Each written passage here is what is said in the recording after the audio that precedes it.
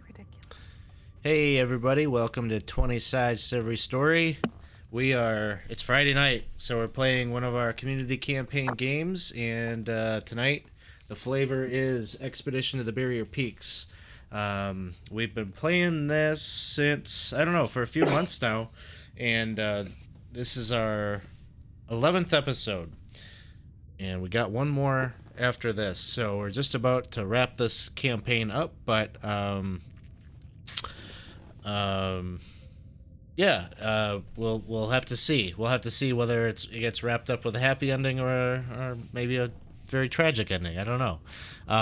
But thanks for dropping by. We This is one of our community campaign games, which is one of our games that we play with the people that support the channel, and is kind of our thank you campaign for that. So. Basically, the way it works is the people that support the Patreon get the first chance to sign up for these games when they come live. We've got two campaigns. We're wrapping this one up, but we also have a low-level campaign, The Lost City, which is the fourth of this series from Goodman Games. So we kind of just started that. We're maybe about a third of the way through the content, so plenty of opportunities if you're watching tonight and you think it looks like fun and you want to support the channel and get in on a game like this. Very easy to do. You can support the Patreon, which is the way that you'll get the first crack at the signups, but sometimes we have openings, and when we do, we like to pull in folks off the from the Twitch subscribers to support us. So that's another way that you can support us, is with a Twitch Prime subscription.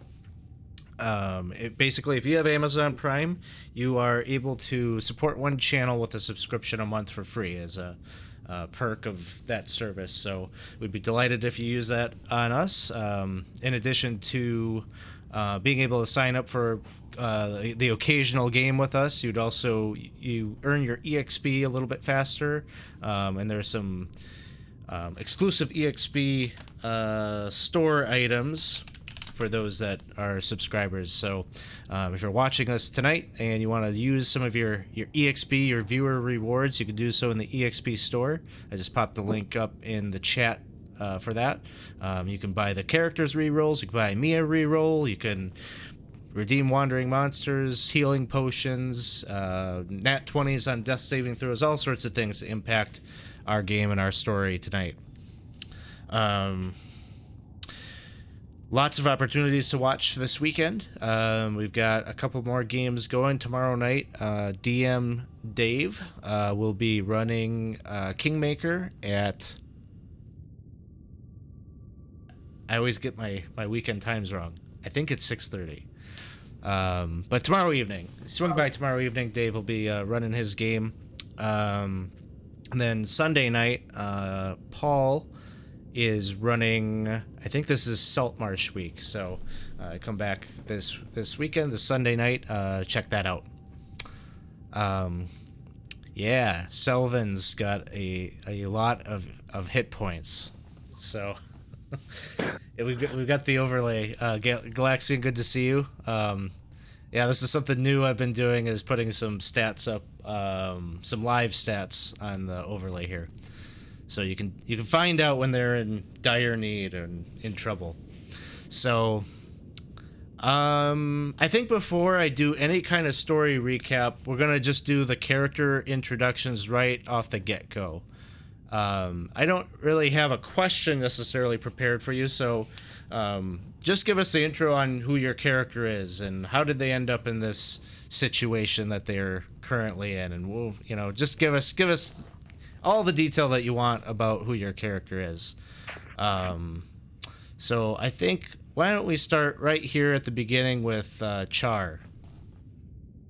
Char is an Asimar sorcerer who was once your basic happy-go-lucky adventurer, and then he died, and he's been suffering from PTSD for most of the last year of leveling up to where he is right now as an 8th level sorcerer. Mostly, he distrusts everyone, and he's not certain how he ended up where he is. He's not certain who he's associating with or how he got here, but more than likely there's either going to be fire or water to solve all of his problems. It's worked out in the past. Kind of his calling card. Next up, we have Krusty. Krusty is a 7th level druid, and he's a bit of a quirky character, and he's the circle. He has the circle of spores that this druid is, and so he's got a little bit necromancy involved in his magic, and he was doing some research and collecting his spores and fungus and that and on this trip because he thought he could find some unique examples of it in this area.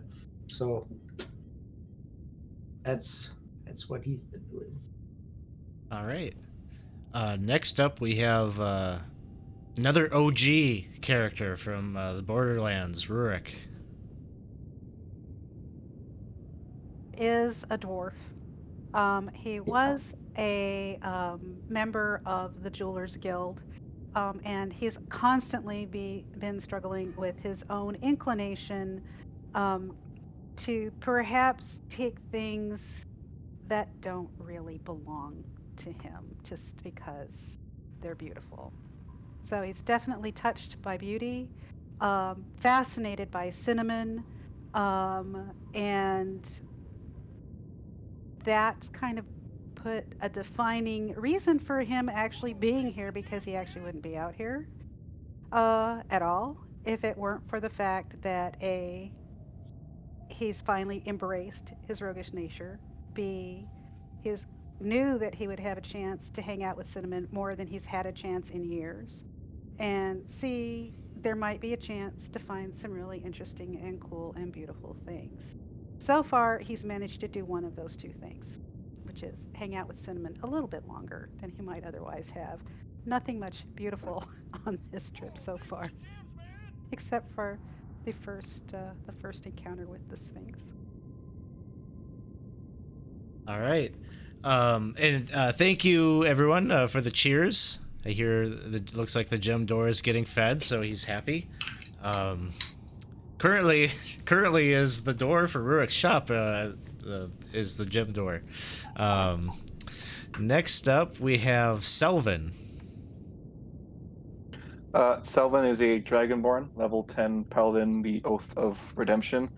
As for why he's here, well, he found out that his compatriots that he's been working with for some time are going on the what is now be identified as a space boat with a bunch of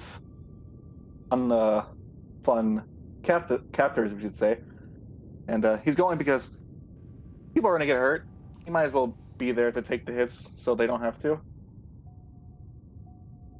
That's all I'll say. Sounds good. And next up, we have Jarl.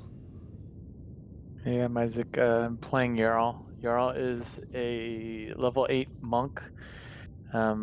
He looks a bit like an elf, though he swears that he is a birdman that was cursed. Jarl I'm just here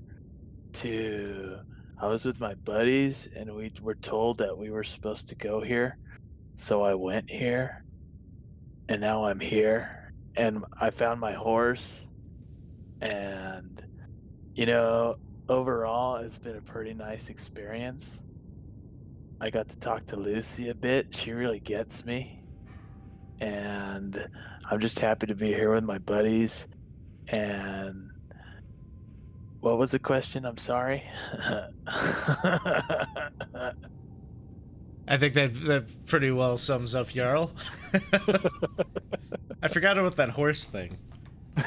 How many horses did we end up going through? I don't remember. It was 2, but pretty much what it was is that he lost the first one, but the shopkeeper found it and sold it back to him again. And just Jarl didn't realize it was the same horse.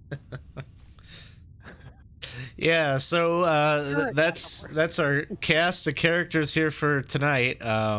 As was sort of referenced, they all found themselves here on. Well, they took a job basically to go and clear out a fortress that was giving the Grand Duchy of Caramico some trouble. Some stories about odd creatures and strange metal golems and such coming out from this particular location. They all received contracts to go and clear it out and deal with it, but it turned out to be much more than maybe it appeared to be on the surface, and it's no longer on the surface because now it's flying around in space, as some sessions ago the entire thing turned out to be a spacefaring boat, or the way that Selvin put it is probably the best way to describe it. Hey Galaxian, thank you for the subscription. That's awesome. So they find themselves in this situation where they're a long way from home. They're stuck up in this space boat with no idea how exactly to get back home. And if that wasn't bad enough, they learned of a particular neighbor that they had on the vessel, or some these creatures, the Illithid. Y'all know about the Illithid. And so they found themselves with having to cohabitate with the Mind Flayers, and originally there was sort of a deal that had been brokered maybe to just keep away from each other, but it turns out a deal not made in good faith by the elder brain of the Illithid, as each of the characters, all of the player characters that are on this vessel. I don't know how many player characters that we have in total. Probably about 15 or so here on this ship. And they all have one of the Illithid tadpoles had made its way into the brains, or into the bodies of each of the characters while they were sleeping. A fact that was discovered a couple of sessions ago. The characters had most recently the Elder Brain had put them all in a psionic simulation. It would appear to maybe tide them over, get them distracted, get them put into a spell of sorts, while the ceremorphosis, the process of turning into a Mind Flayer, would take hold. Fortunately, a few of the characters in the previous session recognized the fact that they were in this psionic simulation, and they found a way to break free of it. And that is the immediate situation that we're dealing with right here. Is you are all just waking up from the simulation and finding yourself in a strange environment. And so, as you are waking up, you look about. Here, let me share the map with you just so you can, even though your characters really don't know exactly where they are, just for the sake of having a visual of where you are. There it is. But you're coming to consciousness, and you're within this room here, and there are a dozen or so metal tables that are arranged in rows. Sort of makes you feel like you're in some kind of maybe a medical triage or something like that. And you see that you yourself are lying on one of these tables, as are your comrades, the other player characters. You immediately notice that you are without your possessions, save for the armor that you are wearing, or clothing, or other things that maybe you were wearing. They didn't necessarily strip everything away, but definitely your weapons and things that would be obvious threats are no longer with you.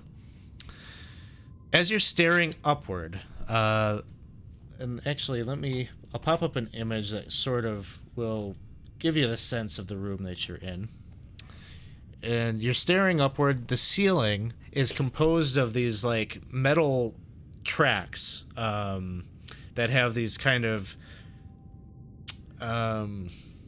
skeletal like metal arms that kind of reach down. It looks like maybe these arms kind of move about on these tracks. And you also notice in maybe the southern end of the room, there's a white and red cabinet that bears a stylized symbol of a flame. stands about maybe 7 to 8 feet tall. You also see that there is a desk kind of opposite of that with several of the scrying monitors that you've seen elsewhere. Moving images and text seem to be on all these different monitors. And seated before this console of scrying devices is a mind flayer. It's sitting with its back turned to you. It seems to be pressing on buttons on some kind of a console before it. And the chair that it is sitting in has a white lab coat on it that has like a little name badge kind of hanging off it. He's not wearing it. It's just like hanging. It's draped over the chair. He doesn't seem to be aware of the fact that you're all waking up, but you all realize it's deathly quiet in here, like a pin drop. You'd be able to hear it. You see that there are 2 doors in here. They are the type of door that you've grown accustomed to seeing here on the ship, with the little card reader next to the lifting metal door. The color on the card readers is yellow.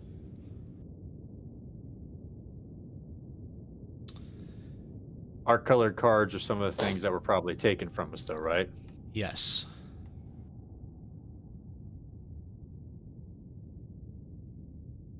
I had it in the back in the dimensional pocket, the black card. Okay, if you've got a card in your... Just the one black card, yeah. Okay.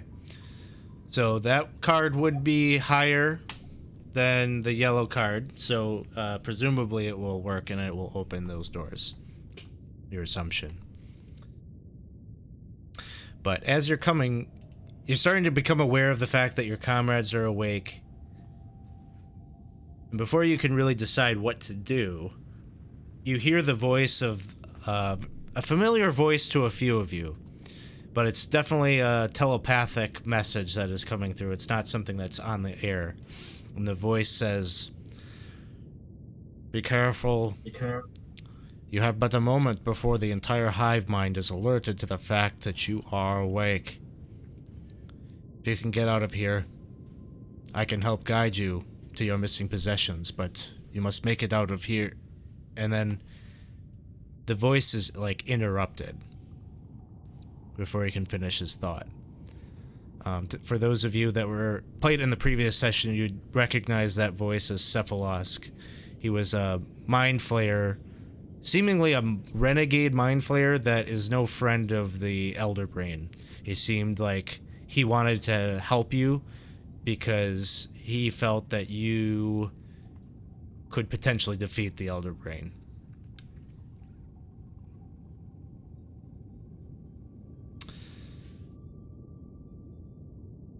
So with I that, have the ability to make a telepathic link with another creature.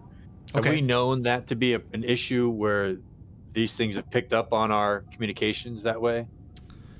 I believe it is something that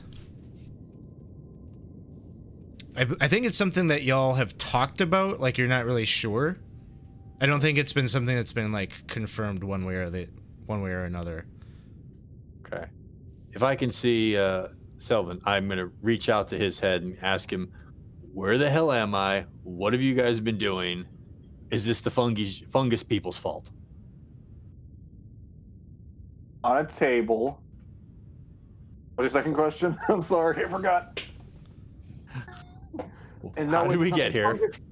How did we get here? I have no idea. And why would it be the veggie pygmies' fault? They've done nothing bad to us. That you know of. Uh, I remember them destroying your favorite armor. That wasn't nothing. that was my choice. But wait, we're getting sidetracked here. How do we... I'm too afraid to move because I'm wearing this heavy armor. Try and see if you can get Rurik's attention. Or Jarl. So I don't seem to have any problem with shifting this to another person. Sure. It doesn't seem, nothing about it says it's just a bonus action. So I'm going to reach over to Rurik Like, last I saw you, you were plotting something strange. How'd you get us in here? And how are you going to get us out? And I'm smart enough not. What? So I'm going to try really hard to reach out with my brain. And I'm pretty much going to shout at you. What? 'Cause I'm not used to doing this. What? And Who then, is then I'm it? just gonna roll over and look over at our last member and go, "Was this your robot friend? Your little robot girlfriend? Did she do this to us?" Hello? Who is this? You know who this is. May I ask who's who's It's- here? It's This is- Char, it's the not guy me. boring my Char. eyeballs in the side of your head. Whoa. Your girlfriend finally sold us out. Char, what do you Oh. And he's gonna kinda look at you and go like, Are you really doing that right now? Why didn't wait, from now you have to knock. From now on, if you're gonna come in this head, make sure you can let's try this again. Please. Out of respect. Knock. Go ahead and Knock. hello, who is it? Char. Char who? I know Char, who it who's just tired came. of your games. I'm sorry. Hi Char, how you doing? No, I don't know. Where is Lucy? She sold us out. I don't think so, dude. How are we gonna get out of here? I don't know where we are. That's fine. Really nice talking with you. What I can do with stealth. Yeah. Have you talked to Rorik yet? Probably Rorik will know what to do. Yeah. I'm not paying any attention to you guys right now. Can we see the lab coat that's on the chair? There's like any Yes. sort of like name tag, key card on it. Yeah, Selvin, make a perception check. Rurik, you are. I'm guessing with the stealth check, you're getting off the table. Yes. Yes. Okay. So, your feet very silently touch ground on the metal floor below you, and you see that there are the two doors. There's, just for simplicity's sake, the one on the north wall on the map, and then the one on the west wall. While you're thinking about that, Selvin, with your perception check, you're looking over there by the lab coat, and you can see a brown key card is sticking out of one of the pockets of that lab coat. I'm gonna try and make eye contact with Rurik and then just eyeball the lab coat.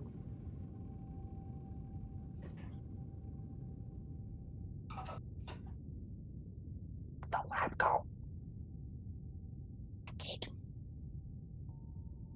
Up. So got that. A little Wait bit for of a the audio silent listeners. spat. Char, are you still here? Yeah. Hello? I'm definitely going to go. Just start sneaking up behind the Illithid. Okay. So, Because he's sitting in the chair, right? he is sitting in the chair. So you sneak up behind him. You see the lab coat there. Little name tag on the lab coat. You know, in a language that you don't understand. Kind of the same thing is happening on the screens. He's typing, and you're seeing script. It looks like whatever he's doing at the buttons that are before him seems to be kind of activating whatever is on these scrying devices, and you see little kind of dots and almost like a calligraphy kind of style script is line after line being revolving down on the screens. He doesn't turn around. It appears that he did not. You're being that quiet that you're kind of right behind him.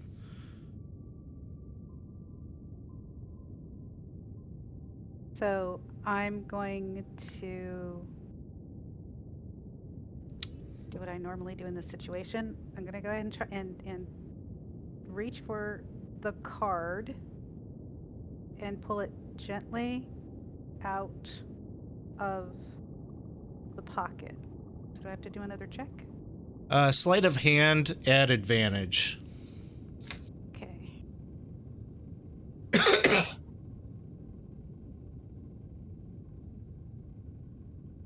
Okay, you got it. You managed to grab that. Don't make any kind of movement. You know, the coat doesn't stays perfectly still as you snatch that up. And as you do, you kind of catch one of the monitors in front of him isn't text, and actually it looks like the screen is kind of like divided into fourths, and it seems to be maybe looking at different rooms on the ship probably, and they all seem to be chambers that have like these glass like cylinders, like floor to ceiling cylinders that have like a sort of like a turquoise kind of like liquid, very opaque. Like you can't see what's in the cylinders, but it just rows upon rows upon rows of these things.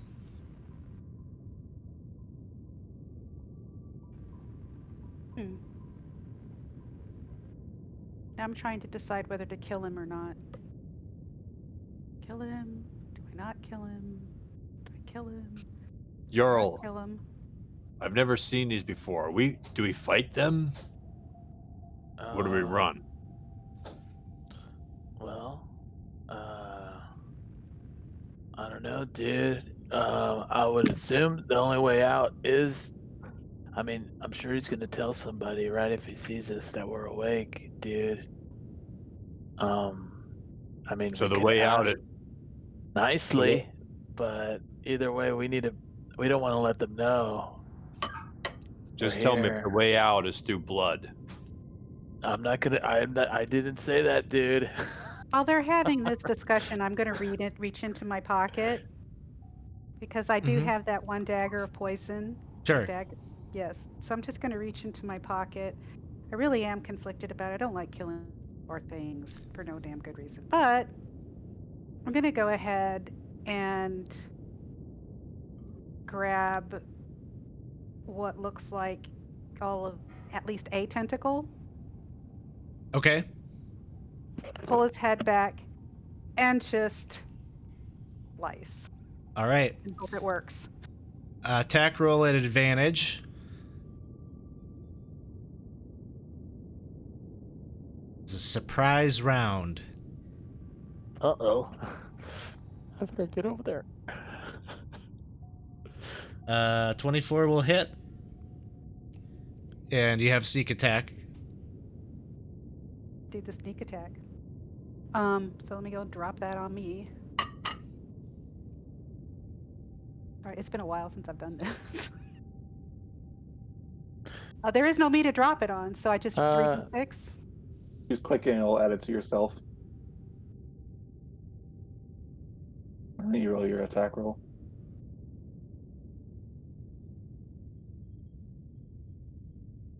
I have a lot of stuff, so hang on just a sec.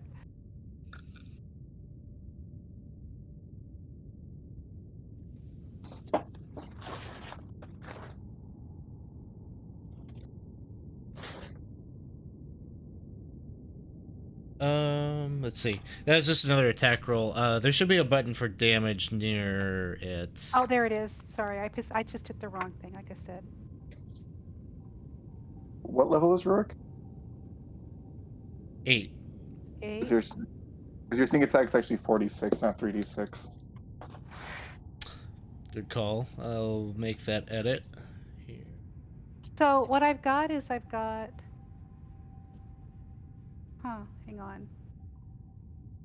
Maybe I'm just not seeing it. Yeah, so your Dagger of Venom, you see where it says 1d4 plus 5, just double click that. Okay. Yeah. And then, I've changed your sneak attack so it's going to be correct now, but just throw another d6 into the chat, and I'll make the adjustment. So, it was kind of laggy, and I had that problem too. It's just There I it double is. clicked it and nothing happened. So I'll let you know if it happens again. And so it's 18 points, and then the creature must succeed on a Constitution saving throw or take 2d10 poison damage and become poisoned for 1 minute. So, let's see about that. Oof, and he fails the Nice. saving throw. So, go ahead and roll me the... Yep. So, 9 additional. And he's got the poison condition for a minute. Oh wow. He's still alive. He's still alive. And we're going to hit initiative here in just a second. I just want to...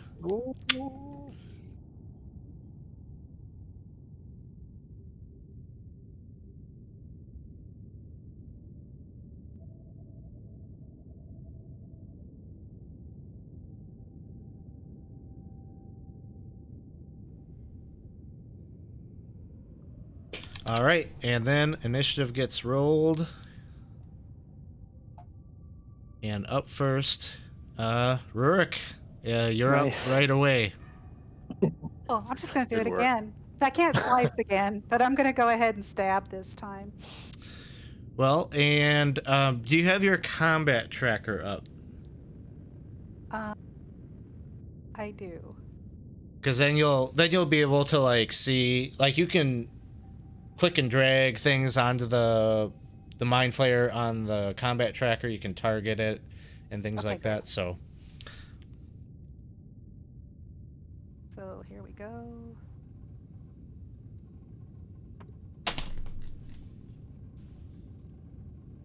and yeah, 25 will hit. That was 7 it. points. So, yeah, your first attack, just like you said, you kind of grab one of his tentacles. You kind of tried to do this, like, jugular kind of, like, throat slash. And unfortunately, when you did, maybe this would have been, like, a normal humanoid, right? This would have been, like, a coup de grace, easy thing. But his other tentacles kind of, like, get in the way of that clean cut. He turns around. He is gurgling. You got a big gash right in his throat. He's, you can tell you've kind of got him on the ropes, and he's trying to grab at you as you jam your dagger right into his chest. Another clean blow. Anything else, Rurik?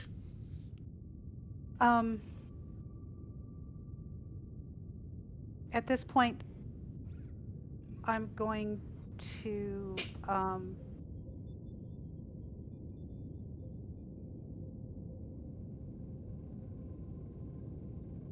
I've already done an action.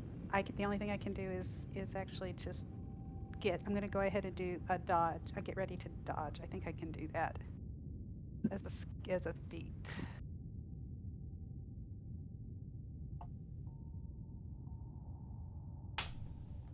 What kind of rogue are you? I'm a thief, so Okay. I have evasion as a feature. But Okay, that's not necessarily yeah. I don't think you have dodge as a bonus action. If you find something that suggests that you do, just let me know. I was thinking of uncanny dodge. I'm sorry. No. Okay. Then I'm just going to go ahead and well, at this point, stay back there and say, well, is somebody going to come over here and help? Okay. Yes, Galaxian, it is Mind Flayer week on the channel. Every stream has to have a Illithid in it this week. This Illithid is, maybe he was a nice guy. Maybe he was a nice guy like the one last night, No, he wasn't. Never know. It's not. It's not. Jarl, it is your turn. Okay. Jarl is going to leap forward, extend his wings, and fly over. Unfortunately, he no longer has his wings. It's not effective.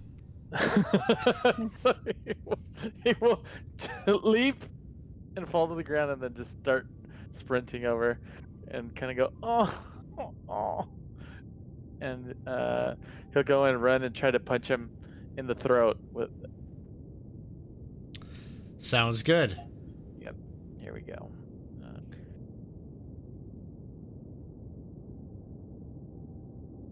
That's a hit. All right, I'm going to use a key point for a stunning strike. Here's the damage. And let's see. Do I just drag it the cast one on him? Is that what I? Yeah, that should work. Oof, he fails. So There you go. Two more bleeding. jabs to the throat.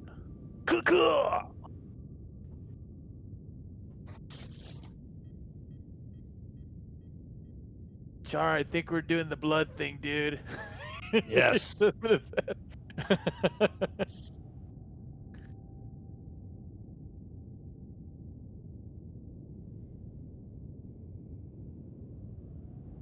That's a hit. I gotta get the stunned thing on him. Oh yeah, yeah, because then it would be. Did it not do it? He doesn't have the stunned condition on himself, but I can get that on there. Is there something I could have done to have done that? No? Maybe. Let me see how your stunning strike looks. Hit one more strike. Oh yeah, the effect button. Okay. You could use that. All right. But I've got it on him there. Cool.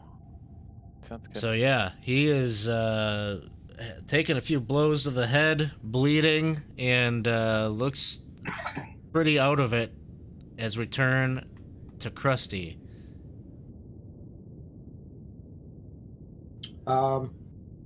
Krusty comes over and he casts poison spray on him.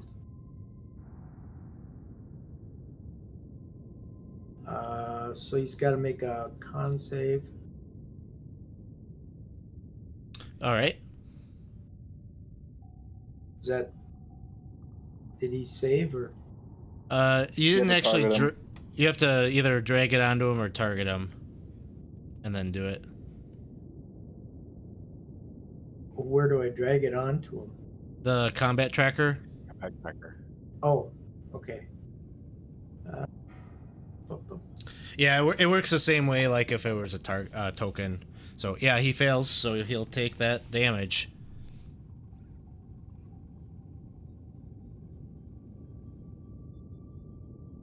Let's see.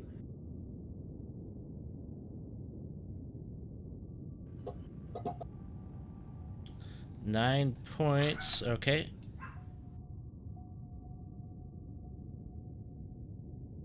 Type it in here. Yeah, so he's like gasping for air. And as he's doing so, that poison spray hits him up in the face. He's like sucks that in, and now his purple hue of his skin is getting a little dull, sort of looking a sickly color. Becomes his turn. I think the stun. How long does it last? To the end of your turn? Or till the in end of your my turn? Okay. So he just his turn passes, and we go to Char. I think the best idea that I can really go with at this point, he's been poisoned, he's been stunned, and he's not gonna be able to survive a bonfire. Sure isn't. Now, just how exactly do I put that on him? Do I put this save on him? Because he doesn't get a save when he's stunned, so I just roll damage? I think he doesn't get a dexterity save. Right. Oh, is that not fails. what just I happened? think he failed. Yeah, he Right. failed. Yeah, he failed the check. It's an auto All fail. right. So the fire underneath, little hot foot spell for him. He's not moving. His robes just like ignite up, and he just kind of drops into a smoldering pile. He didn't have a chance. Doesn't even move because he's still stunned. I scurry over and see if we can save some calamari from his head. No. So you're out of combat. So I want to Out of combat, we were hardly in it. You're hardly in it. I'll take it. No, that was difficult. I'm here to help, guys. Don't worry. Oh, you already did it. Quiet, Okay. kid. We should look and see if there's anything here we can use. I really want to get out Yeah. of this place. Are we still on that weird vessel, that metal ship? Well, I think so. Haven't looked out the door yet. You can definitely still feel the kind of the low hum, very faint, but it's just that kind of persistent feeling that, you know, you're still on the ship. There's still like movement. The engines of the ship are activated. I'd So- like to say we need to get our bearings, but I don't know a safe place to go. Well, here for right now. There's nothing here that's gonna hurt us that I can think of. Except for the little tadpole in there. The tadpole where? What? What tadpole? Aren't we aware of that? Yeah, there's. Yeah, you're all aware of that. Yep. Oh, I thought you were talking about another. I don't want two of them in my head. One's enough. One is enough. That's true. I Um, wonder, can we just get it out? Like, he'd go up to Selvin. Selvin, do you see it? Do you see it? Oh, I wish I could see it. I See wouldn't- how it's growing. I want to do that if I were you. Might pull out your eyeball if you keep going too far down, Jarl. No, I don't see it. Okay. Also, it went in our ears, not our eyes. Remember? Oh, Or did you- can I look in your ear? Maybe I can see it. Yeah. Go ahead, dude. All right. No. So you just get that uncomfortable feeling like you're at the eye doctor, you know, they get real close and just breathing on you. That's what Krusty's doing. He doesn't see anything, but feels that weird. smells interesting. Does anyone have any bright ideas of getting out of here other than the doors? So Rurik, Well, you were looking around. You wanted to am. look around for things that were interesting. The cabinet, you don't really know what's in there, so you see that. I'd like to go ahead and see about opening the cabinet. Okay. It opens pretty easily. It's not locked or anything. On the inside, you see there's a couple of rows. And do I have images of these things? There are a couple of these like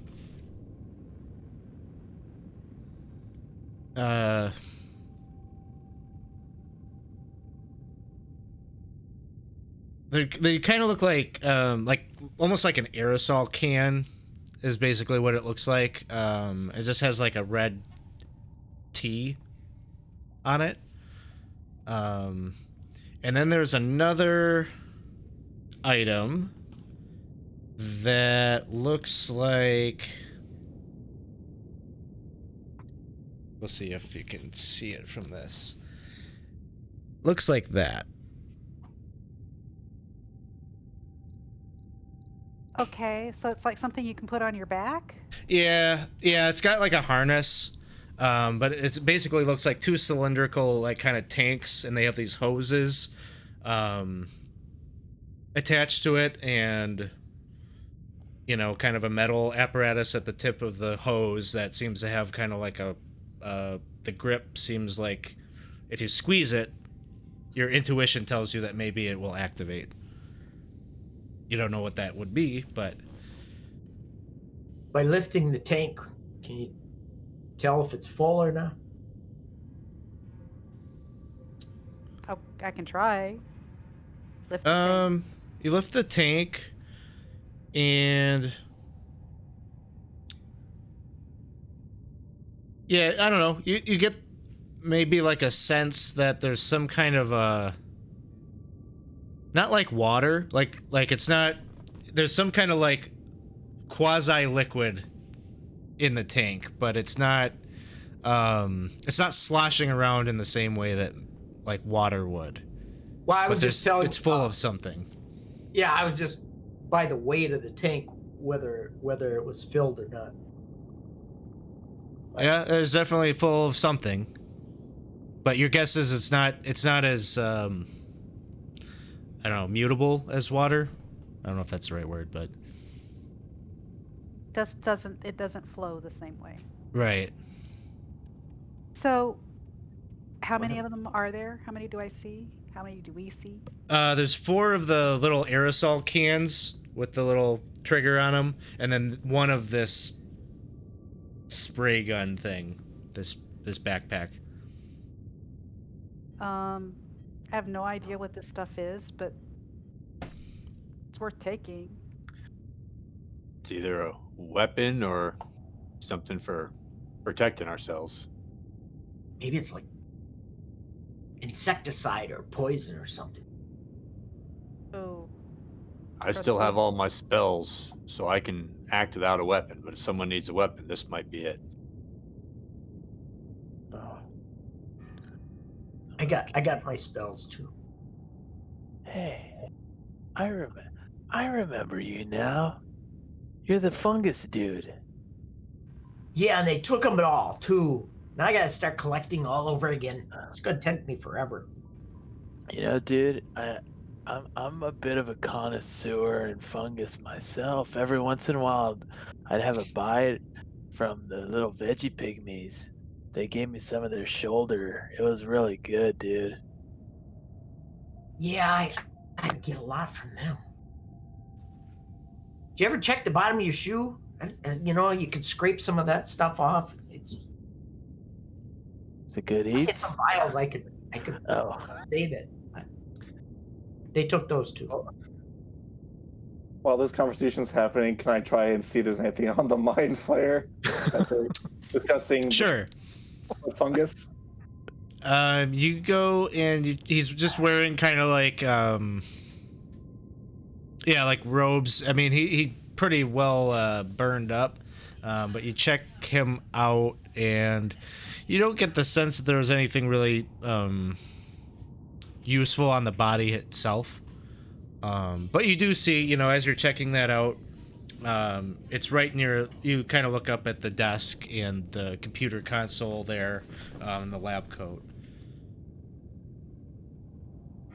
And you already grabbed the thing out of the lab coat, right, Rick? Yeah, I got the key. You want to try on the coat? I think the coat's too small for me, but thank you. Little cool thing. I could Tag. put on the coat and use a minor illusion to make my head look like the guy we killed. Ooh, Oh, that's a not good bad idea. Maybe I could. Or you could just wait until the tadpole grows and then you'd have that head anyway. But then no, let's not Trust me, do that. buddy. I like the way you Yeah. think, but that sounds like a horrible idea. I wonder if it I hurts. prefer if we. Get them out. I don't want to find out in any capacity. I just want to go home at this point. I see if the jacket can fit, because now I'm motivated by this as a possible idea. Yeah. It fits, and as you're putting it on, like the little name tag that is on it, it has like words and a script that you can't understand. But then there's also like a little, like a photo or a picture. Yeah. And it's a human, or it appears to you like a human. And there's, I don't know, human male in his maybe late 50s, early 60s. Kind of salt and pepper hair. There's something vaguely familiar about him. Does he seem like the guy we found dead in the captain's office?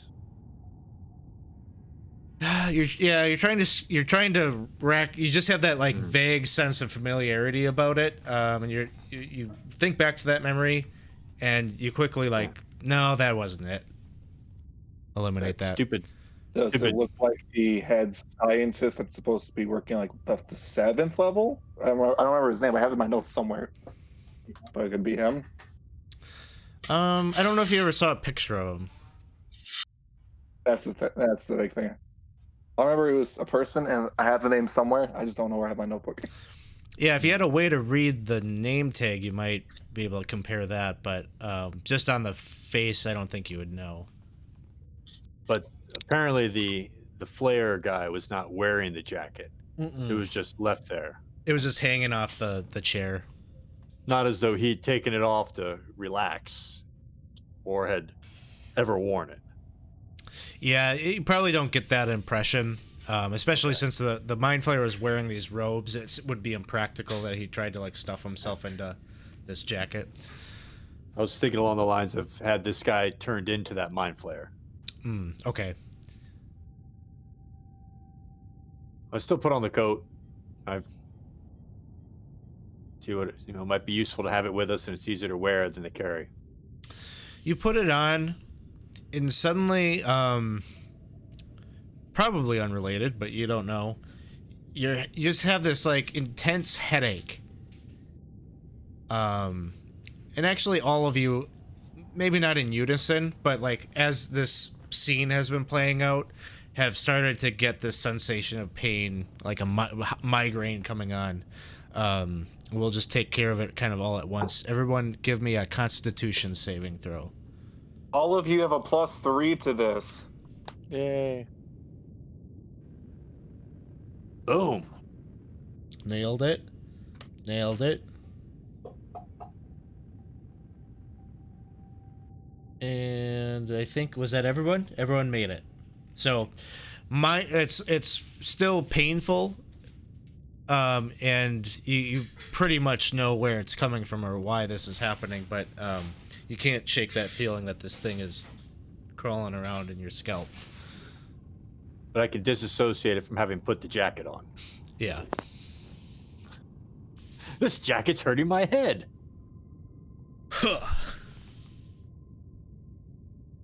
So. Okay, so Did you check the pockets of the jacket? Yeah, I'm assuming I There's, like, checked for anything. a really besides the name nice tag. pen. Ooh, Like a the pen I that can write somebody upside down. spent way too much on as a gift. It's like one of those gel pens. Yeah. It's a space pen. ink will always run in the right direction no matter what gravity you're in. So Off. what were the doors? I see 3 doors in the room we're in. What were the colors of the key cards, and do we have a way out? Yeah, we have a way out because we've got this card right here, which should open the door, and this card right here, which should also open the door. So we're lucky.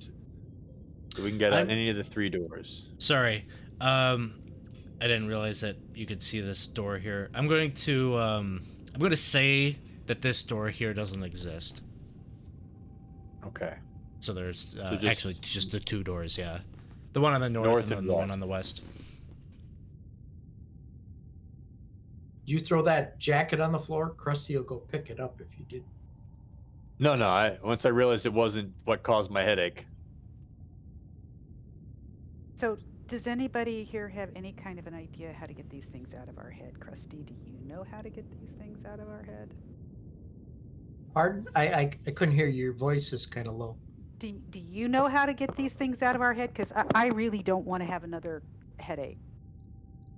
Or look like that thing I just killed. Not safely, no. We could burn them out. Safely. Wouldn't require setting your head on fire, Char. Okay. Any Maybe our reason? maybe our tentacle friend might have an answer to that. He's dead. The other the one. other one. Oh, sorry. I'm sorry, Selvin. This is that's why what you I'm are trying to always the person who figures out what to do. Oh, and by the way, since the tentacle friend is sitting on the ground, Krusty's going to cast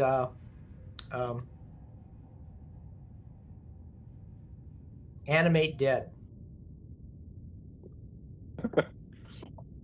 I'm curious Okay. to see where this goes. What you doing there, Krusty? What you doing there? What's that? What are you doing to the body, Krusty? Why is it getting up, Krusty? Why is it getting up? Making a new he's friend. he's gonna be with us now. Does he have to? So, the target for this spell has to be humanoid. Oh, I thought they were considered humanoid. No. Okay. I think it's like monstrosity, no aberrations. I think they're Oh. considered. Yeah. All right. I thought they were. Oh, that would have been wonderful, though. That would have been great. Wouldn't it? All right. He could have led the way, and we could have used him to lead us around in case we encountered another one. Solve all of our that problems, please. It wouldn't have fooled them, at least not if they tried to communicate together. But So Jarl, do Well- you have the Do we? Huh? backpack thing? That backpack weapon? The thing from the closet. Do we even know what Sorry. it does? Oh, No, we I should take don't. it with us. Do you want me to take it? If no one else wants, I'll carry it, I guess. We got nothing except for are we? What are those spray cans you were talking about? Are those just here. I'll like stuck, aerosol can, or? I'll stick them in my pocket too. So I'm gonna Okay. stick them in my other pocket. If Spray you're one. See what it I don't does. have these. These aren't items that I have like coded or created anything for. So you just add them to your inventory as a whatever you want to call them. Canister of question mark. Canister. Backpack of flux. question mark. So, which way? We need to find our buddies. Well, consider Yeah, facing this way. yeah. Then that door's to the left. I recommend going to that door right there, and I'll point to the door in the north. So before we go out the door, I want to take a look at the screen because there's those images on the screen. Maybe they'll give us a hint. Is there anything on the screen that gives us a hint? Potentially. Give me a perception check.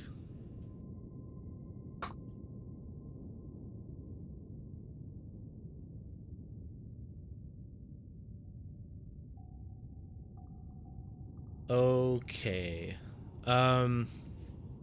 So I think I described to you there's 4 screens, right? And Right. like the most like the thing that your mind would have been drawn to, the most interesting thing on the screen is the true rooms with the cylinders. Right.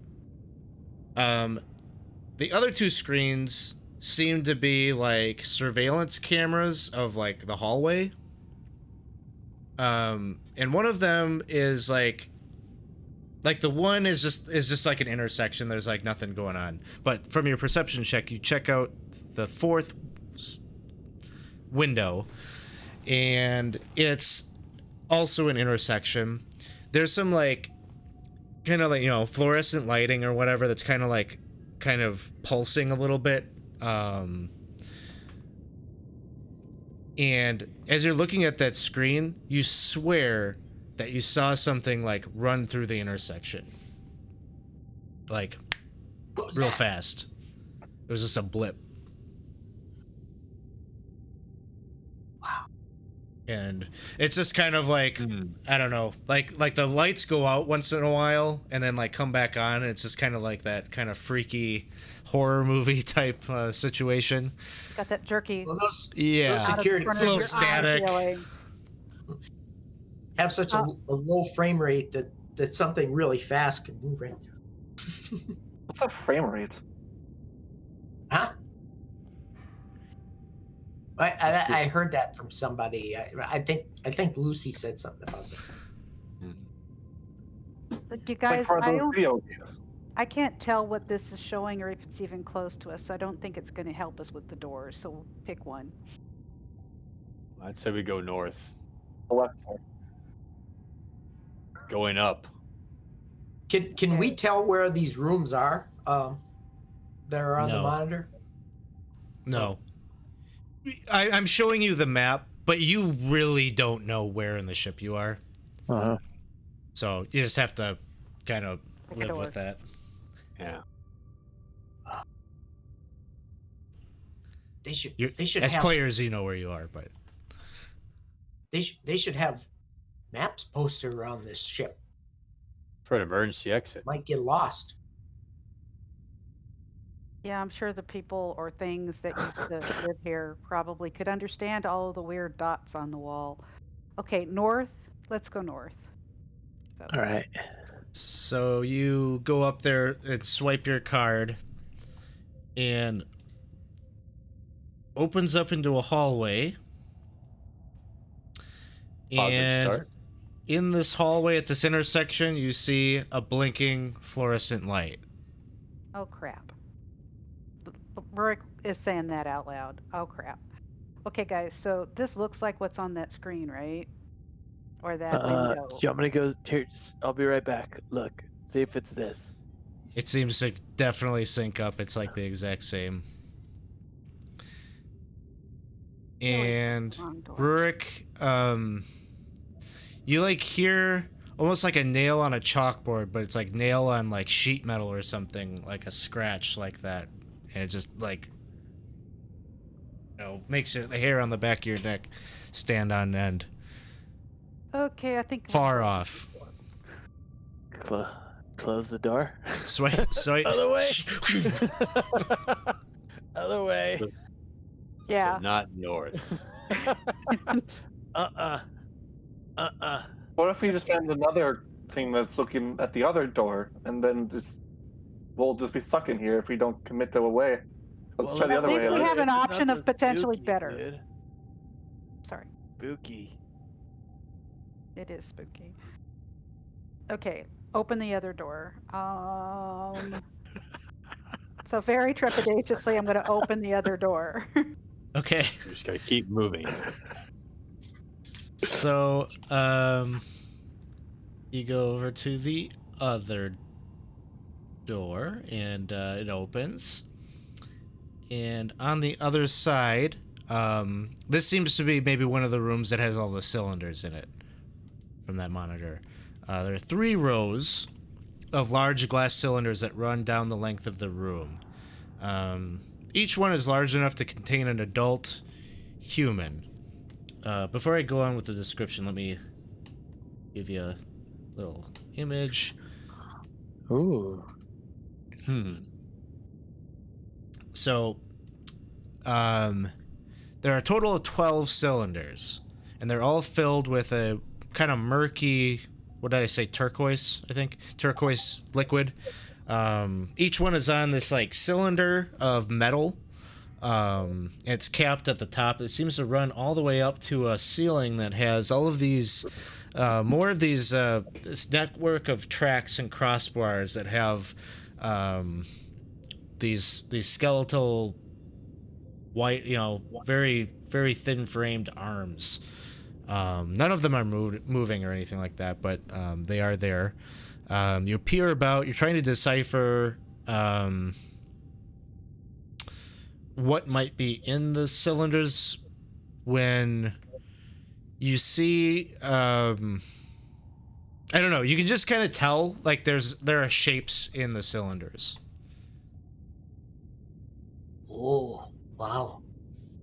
Krusty's gonna really use excited. He's going up and down a points. cylinder rows looking in. Okay, so you, like, pressing your face in there to, like, kind of take a peek in? Yeah. You see that there is, like, a human man inside.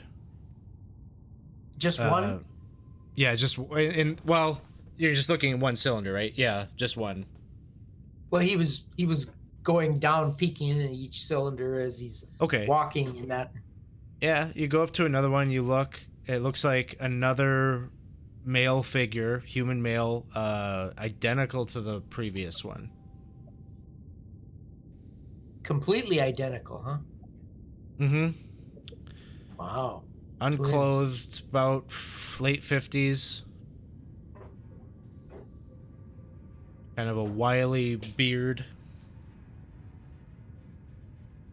I gotta bad feeling about this, and Selvin will take a look. He runs to a third and a fourth and looks inside. Yeah, they all look the same. Selvin, you go and look at one of them, and you recognize the person inside from when you were in the Elder Brains simulation. All of those weird Zelagar people, the people that claimed that they were Zelagar the Unknown, it looks like him. Rurik, Jarl, you remember that crazy old man who wanted to prove that they were Zelagar? Zelagar? Yeah, he's right there, and there, and there. Char, as this comes up, this might have a profound impact on you, just because the day that you died, you saw this face also, a spirit that seemingly possessed Warren Monsell for a little bit of time during the battle of the Caves of Chaos. You remember him cackling with glee when Warren died and he was freed from his prison. Escaping. Yeah. Do you guys know this? Yeah, this is a bad person. I think that if we have the opportunity to destroy this, we should, but we should also leave him here if he's trapped. There's a whole army of them, though. They all look like him. They're all I didn't check identical. them all yet, but the ones I have seems like they're the same guy in everyone. We should explode this room. You all Wait, suddenly we're hear at a it? voice once again of Cephalask, who just says, "Yes, you know him. There are many tales in your world of this man that you know as Zelagar the Unknown. As you can see, he's not from your world. Really, he's not from any world. Maybe his origins were. He's born from the DNA of the lead scientist of this vessel.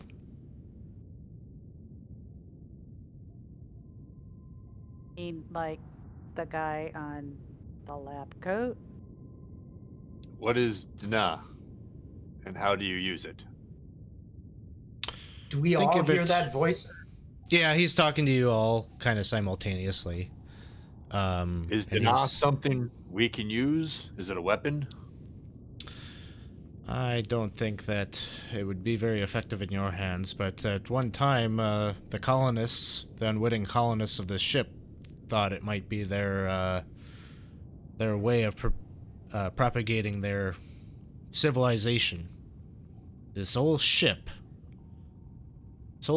was the scheme of those who squandered their own planet, looking for a new home. They equipped this vessel with technology that would help the colonists survive. They hoped to find a new planet to terraform into a place that would be livable for them. And of course, all this cloning technology here, they hope to use to grow their people once they found that destination. So about half of what you said just made sense. Sir? He's gonna kind of say, Wonder why they only cloned one guy. So, are you, hello? Hello? Yes, Jarl. Hi. I'll answer your questions. First off, are you okay? You kind of cut out earlier, dude. I'm fine. Our time is limited, but I can provide some assistance. Where do we need to go, dude? If you can get out into the hall from here, there's a door on the west wall. Take that hall and make your way to a room that requires a brown keycard. That is where they have put your things.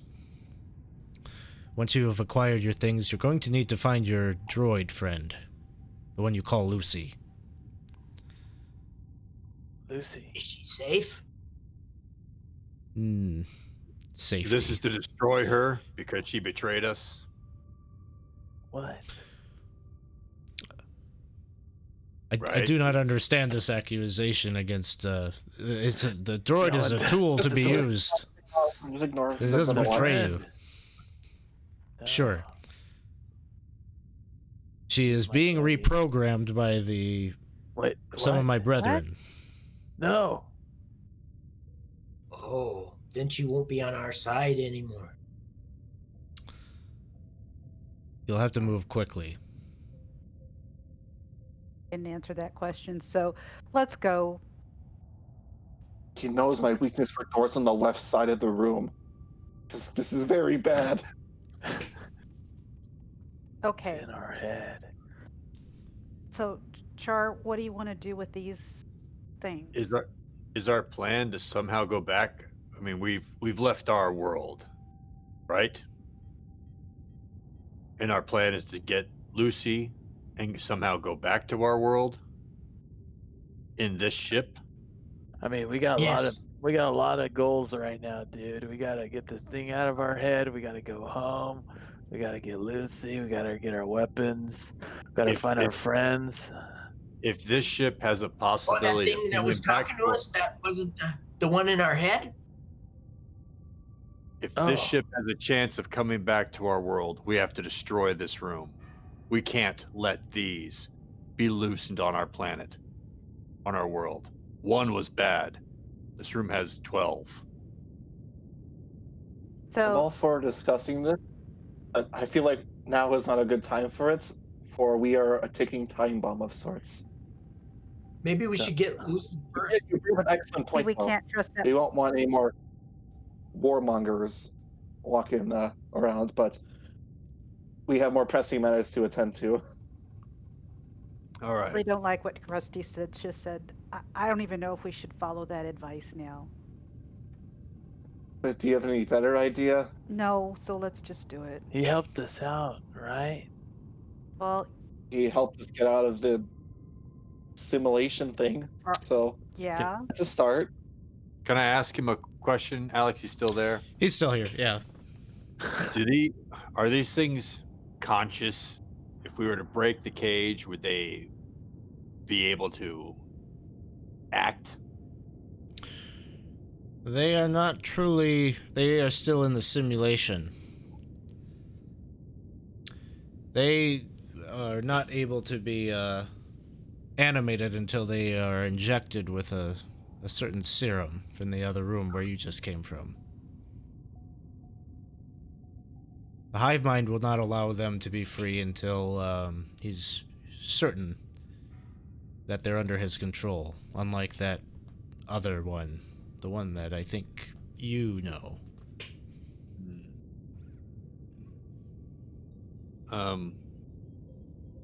All right. My only thought was I was going to drop the black tentacle spell in the room, and for 20 feet, anything in its area for up to a minute just keeps taking 3d6 points of damage and try and destroy them. So that means I have to stay within 90 feet. Would you like to try to do that? I'll step out, dude.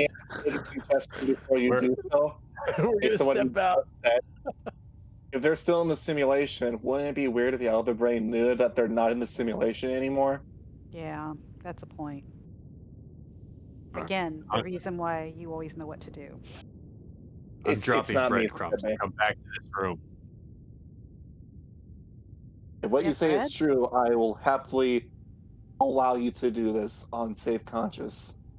That's right, Char. I'm giving you permission to do a bad thing. This is a step up in a relationship, but I feel like we have more pressing matters to get to right now, so let's go. Let's see. I'll follow. This time. Thanks, Jar. All right. So the suspended Zelagars are just eerily hanging in their tubes as you. It sounds like you're making your way to the western wall to activate that door, and you leave here. You open up the door and leave here, and you're back in another sort of darkened hallway. There is some light from the overhead fluorescence, but you're back in a hallway. As you scan up and down this hallway, you can see, turning to your left, you would see that there is a door there with a yellow key card necessary. Straight ahead, you see one that requires a red key card and one that requires a violet. And as you turn to your right and look down the hallway that way, one that requires a brown key card. You said brown, right, dude? Somebody said brown. Pretty sure he Said brown. Said brown. Don't get a response. Oh man, he's gone again. He said brown. It's on the left side, so it's gotta be true. It's the best place to pass things is on the left. Let's go. Start heading down. Once again, your feet on the metal hallway. You're back in this kind of sterile, shiny environment of the halls of the ship. And again, pounding headache starts to flare up again. Constitution saving throws. You all have +3 still. Thank you. Well, that little guy, he's really making a lot of Made it. growth. I thought it did it. Made it with the +3. I did not. Ooh. Did it? I didn't do it yet. There it goes. It didn't So give Rick, me you the have- plus. Plus 3. I- Nine. So, No, with the +3, I'll have 12. So Rurik, you will take 1 point of intelligence damage. You can just don't change anything in Fantasy Grounds. Just make a note somewhere that you took that. okay. And Jarl, you take. Oh, what's going on? Also 1 point of intelligence damage. And Jarl, or well, we'll start with Rurik. As you're moving down the hallway here, you notice something on your hand. Like you see like kind of a bulbous like movement, almost like something is crawling right under your skin. And you see it kind of moving up your arm. I'm gonna try and grab it. Try to grab it, and it seems to kind of slip out of your grasp, and it continues up your arm, and it's kind of like at your shoulder now. Anybody got a knife that doesn't have poison on it? Why? What's wrong? I've got this. Sorry, all my thing- stuff is missing. Do we see anything? No, Maybe I'll you see don't. it. There's nothing there, buddy. You all right? You feeling good? No, I'm not all right. No, I'm not feeling good. And yes, I saw this thing, and I just don't even like Krusty's suggestion that maybe we're fooling ourselves. Let's just go into the brown room. But thanks for asking. Jarl, you see like two faces on the wall. Like almost like the wall just like turned to like some kind of like almost like rubbery material, and you see like Lucy's face staring at you, and the other one is kind of a little frog face. Hey. Is that Hey Jarl. Pico? Is that? Hey, what are you doing in the wall, dude? I don't know why I'm in the wall. Where are you? I'm looking all over for you. I could really use your help right now. I'm sorry. I'm stuck on this space boat thing. What do you do? Did you reach out to Lucy? This is. Oh, hold on. It's hard for you guys to see. But right next, if you look somehow, Lucy, meet Pico. Pico, meet Lucy. Jarl, I know it's Pico. You talked so much about her, and I know that Pico is one of your best friends, so I found him for you. Oh, thank you. We're going to get our stuff. Do you wanna come with us? I would love to, but we're kind of stuck here in the wall. We're looking for you too. Are you okay? We're looking Looks like for you found us. You found it. You Oh, found me. guys. They're right here. Pico, Liz, they're in the wall. So this is kind of a perfect time for this wandering monster redemption that just happened. As two of the characters are kind of losing their mind. Oh, Whoa. This isn't anything new. I see things. I see faces on places all the time. It's this time for another mind flare. Whoa. What did I roll? 3. All right. So, as Rurik and Jarl are kind of having their freak out, the rest of you feel as if you're being watched, and the lights in the hallway, kind of one by one, all go out, and all you see at the end of each hallway are like 2 like red lights, almost like eyes staring at you.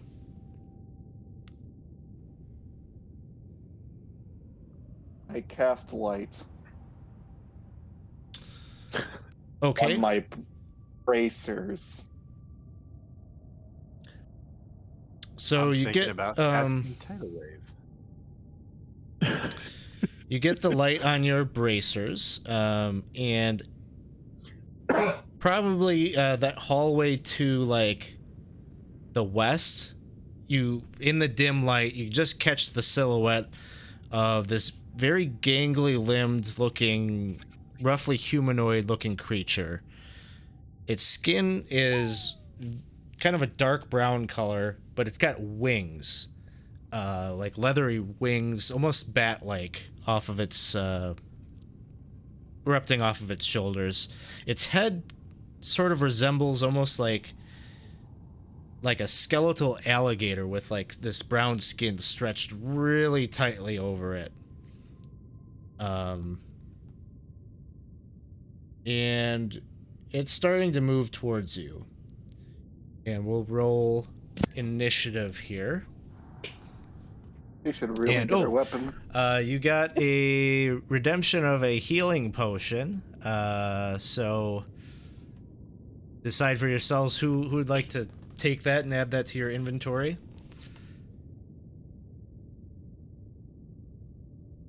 Did we not have the healing potions we previously were carrying on our persons? You would not. So this is like, we're gonna say, we'll say this is like a bonus thing that you found in the cabinet, that you picked up this healing potion, and maybe Rurik has it. My pocket then. Yeah. She was looking for stuff.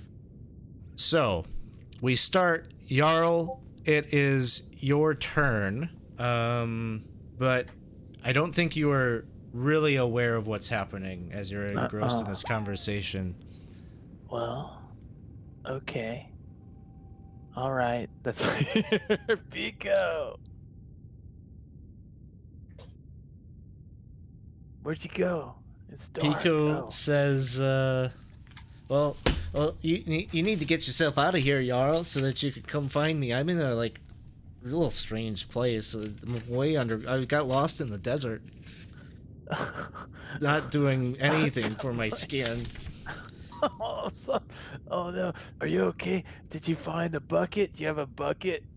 You found water, right? You're okay, right? I'm okay now. It's gonna be fine, but gee whiz, I'd feel a lot better if you were here. I'll find you, little Picomon. I'll find you. Ooh, and I just got a reroll from Dave. Thanks, Dave. Oh, thanks, Dave. I'll come and return the favor tomorrow night.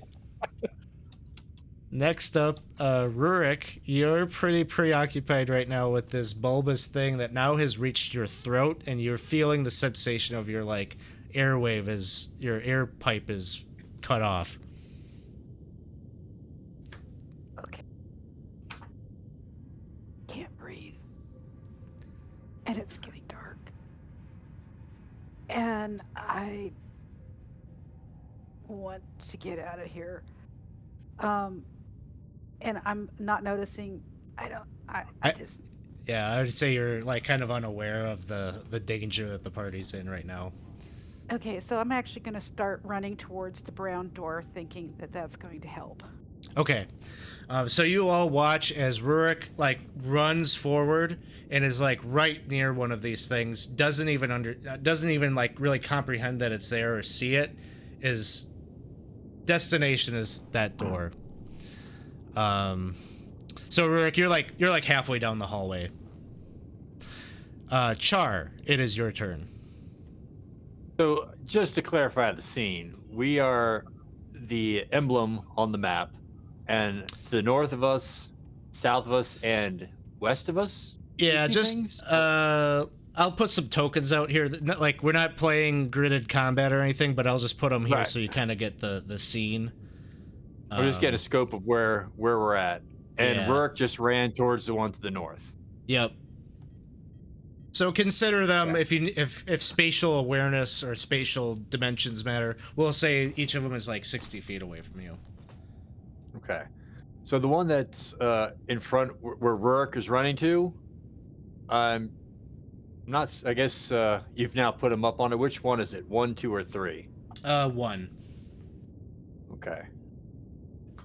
Then I'm going to suddenly create a massive wall of water to go drop down on top of it. I'm hoping All right. that at least will stop Rurik from running forward. All right, it fails the saving throw. And 22 points of damage. Does that And I like, yell, Rurik. push it or anything like that? It knocks it prone. Okay. So it definitely falls down to the ground. And whoa, look at all those gifted subs. Thanks, Dave.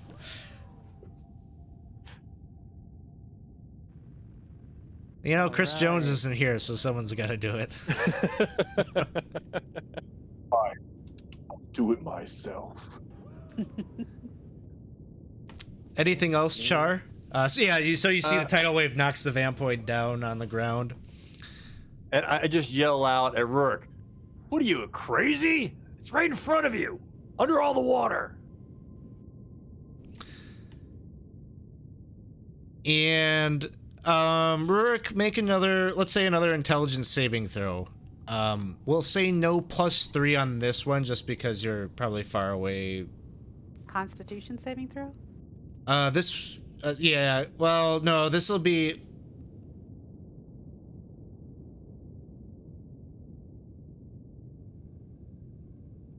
Let's make it a wisdom saving throw. A what throw? I'm sorry, you froze. Wisdom.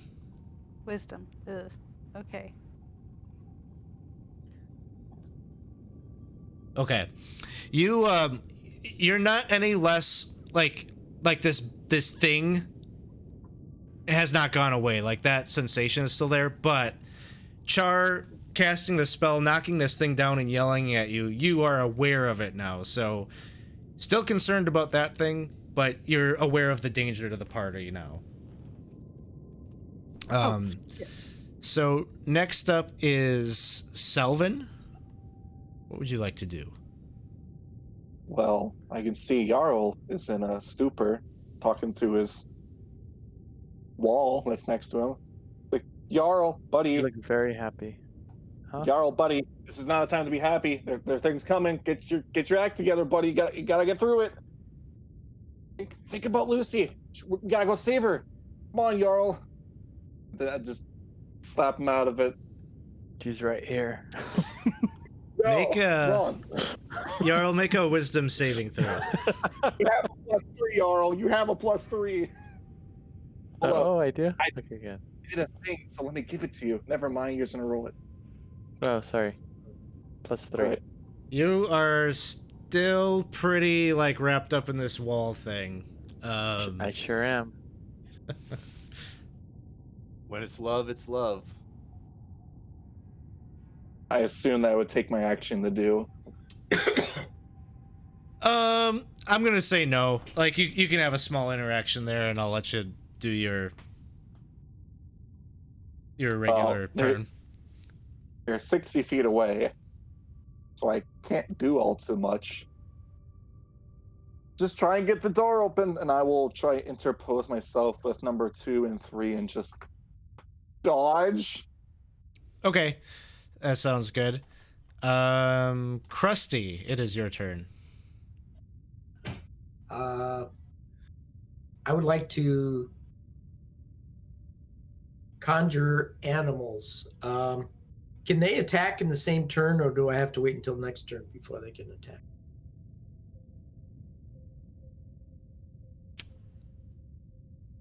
Well, haven't had someone cast a spell in a while. So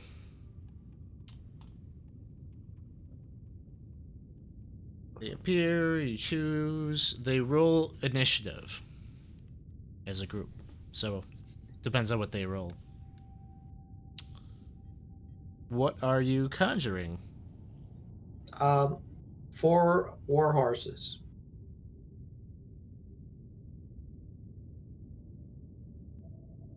All right.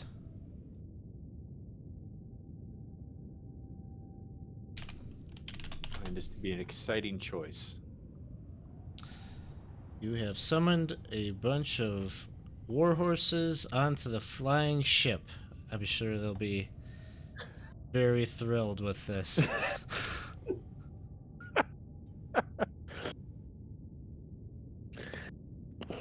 So I'm just working on populating these onto the sheet here.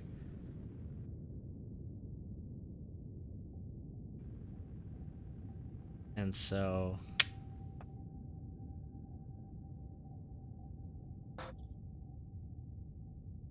and they will go on initiative count 10.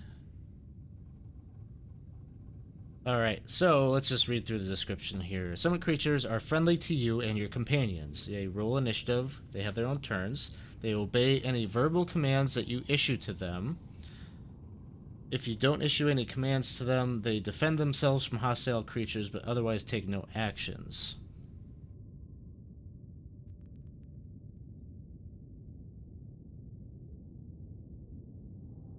So, do you have a verbal command for them? Charge those vampoids. All right. All right. Anything else, Krusty? No, that would be it then. All right. The first vampoid uses half of its movement to stand up, and actually doesn't even stand up. It just kind of lifts itself up as it spreads its wings, which are just dripping with water, and it takes flight. It's, the hallways are, the height of the hallways here are relatively low ceilinged, but just gets enough air under its feet, just like a few feet off the ground. And it swoops down right over near Rurik.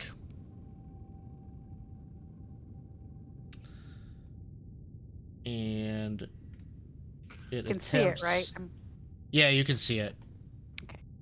So he makes 3 attacks. He's going to do 2 attacks with its claws.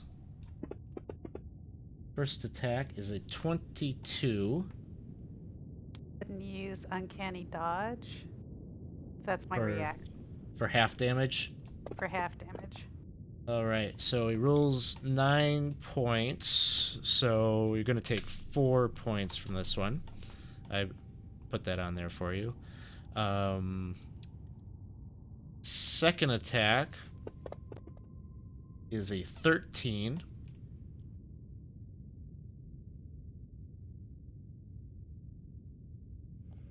All of Yeah. that.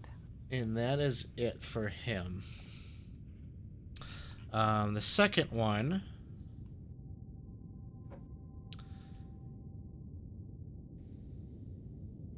is the one down here. On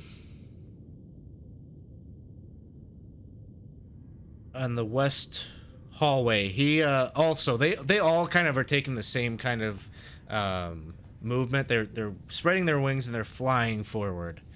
And so, What exactly is a vampoid? What does it look like? it looks pretty bizarre. Brown skin, black leathery wings, and it's got this like elongated, almost alligator-like face. But it's got not lizard skin, but like just really tightly stretched over that frame of its skull. The skin is just almost very unnerving to look at. And then these pinpricks of red light in its eye sockets. So they both fly forward. One of them gets right on top of you, Char, and the other one right on top of Jarl.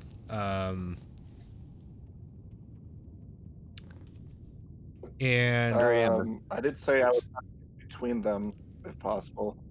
If that means anything. I was trying to move in front. yeah, That makes sense. I got what you're saying. They're pretty Not- intelligent. Like they're seeing you're like ready and you're clearly like defending yourselves. The other two are the ones that they're going after. They see Char is casting spells. Jarl's kind of not paying Talking to the attention. wall. So All right. this first one is going to attack Char. Miss with the first claw. Second claw.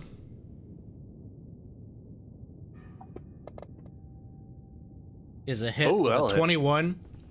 And what he does, Got it. he actually doesn't attack you the way he attacked Rurik. He grabs you and pulls you up. And so you're suspended in the air like a couple of feet.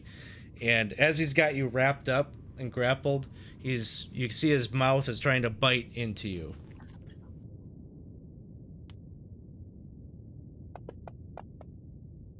And he gets a 21. That'll hit.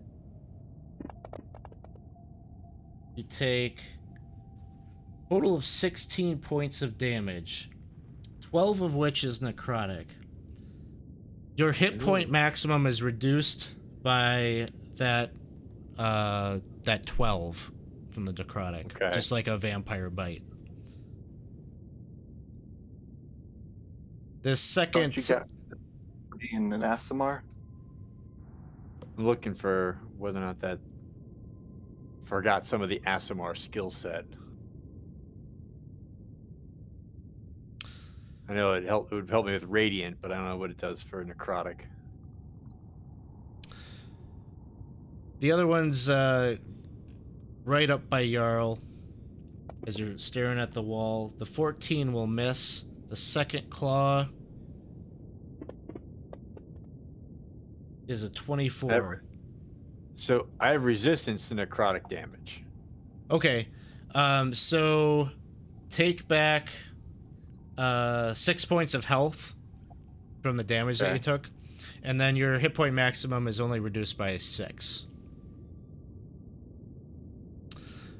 Jarl, the other one, grapples you in the same way that Char is, lifts you up, and is going to attempt to bite.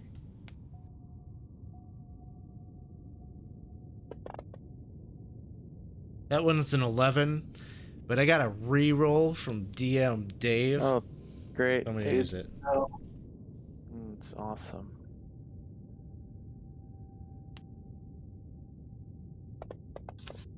But doesn't help me. I rolled worse. So, we tried, Dave. We tried. We're back to the top. Jarl, it's your turn. Pico, can you believe? Look at how I look. I can't. Whoa! Jarl, looks like you're flying again. It doesn't count, dude. It doesn't count. I'm going to punch at it. And, oh, Dave must have felt bad. He just bought everyone a reroll. Thanks. So you each have a reroll. Great. Dave, you're amazing. Punch. Oh, and he I'm bought me armed one. straight. So, thanks. Which one's on me? Vampoid 1, right? Number I'm just- 3. 3? Okay, sounds good. That's what I'm hitting. Oh, and then Corey got me one. Thanks. I missed. Punch again. I missed. Punch again. That's a I hit. hit. Gonna try to do a stunning strike on that one. There we go. There's the Ooh, he fails. yeah, he So, does. the way we'll narrate this is as you punch him and you stun him, he just kind of like, drops down to his feet, and like lets go of you, so you're no longer grappled by it. Mm-hmm. And thanks everyone for the rerolls. Amazing. They got your back. Thank you. Yeah.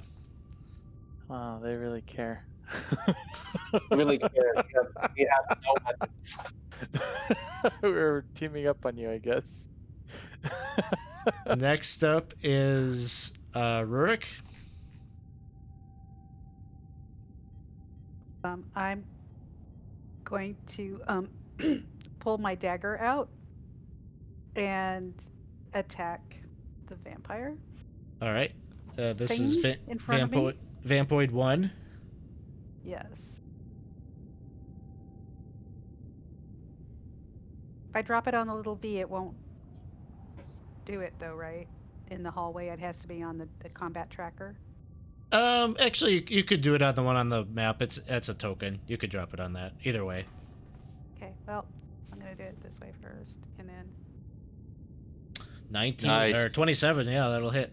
Oh, nice. okay. That's not the damage.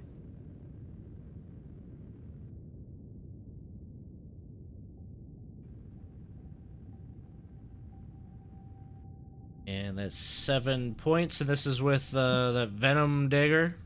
Yes. I What I got? think it can be affected by that. So con save fails.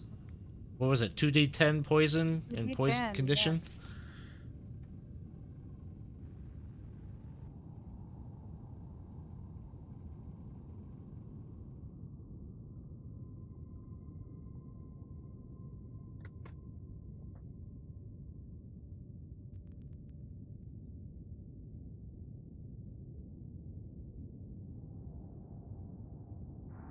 So 5 additional points. Okay, and I'm going to use my bonus action at this point to disengage. All right, sounds good. And where would you like to go? I would like, it's poisoned, right? I would like to actually come back towards the main body of the group. Okay, heading back to your friends. So you get like kind of halfway, like you're halfway between them and the Vampoid. Char, you're up next. And it's number 2 that has me, correct? Yes. All right, now I'm somewhat by myself, so I'm just going to, at a bit of a rage, pull in the dark power of Hedar, the dark hunger, and bring out these dark tendrils of energy all around me for 10 feet. So he's got to make a strength saving throw. So let's see. I'm trying to pull the right. He's number 2. Number 2, yep. Okay. Please fail. Please fail. Please fail. Succeeds.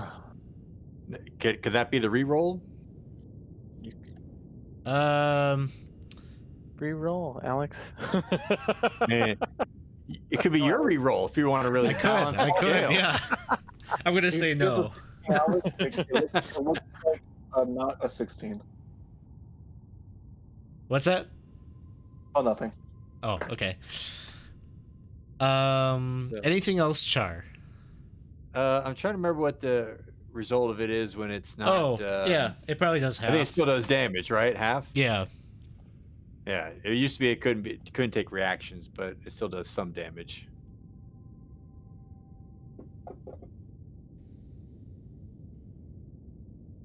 All right. Yep. It takes 4 points then. And as a bonus action, I'm going to do radiant consumption, where I'm going to unleash the divine energy within me and cause Syrian light to radiate part of my mouth, eyes, try and burn them up.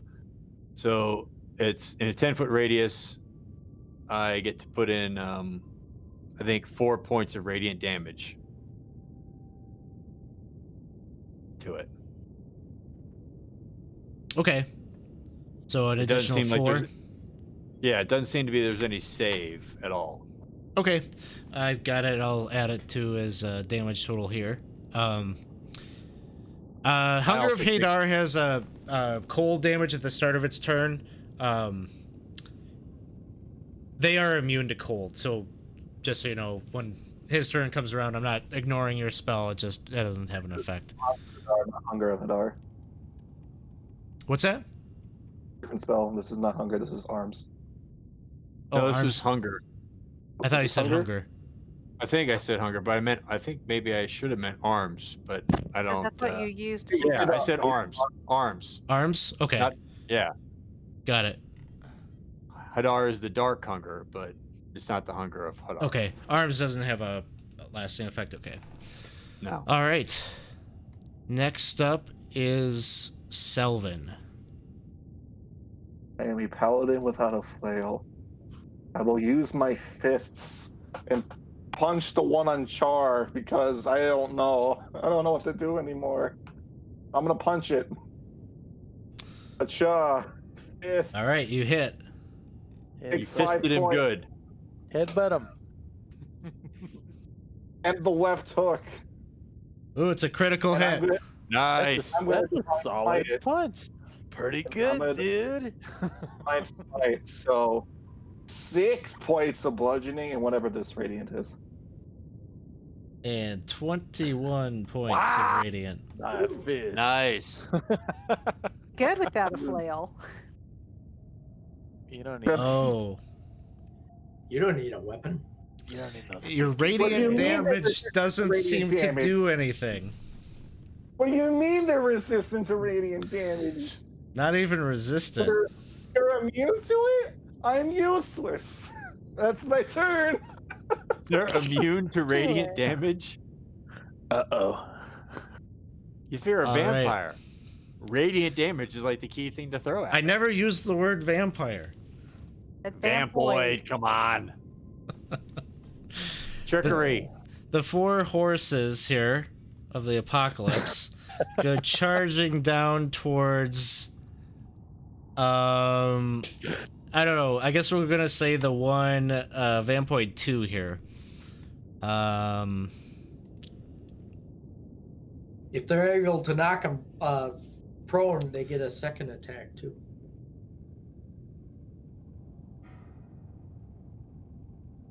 Yeah, they're gonna try that. First one does not do so. Attacks. They have a +6 to attack. Yeah, I've got their stats on here. Okay. Makes an attack. 12 points of Vampoid 2. Second one. So Char, you're just being surrounded by these war horses that seemingly have come to lend you Spawn some the air at me. assistance.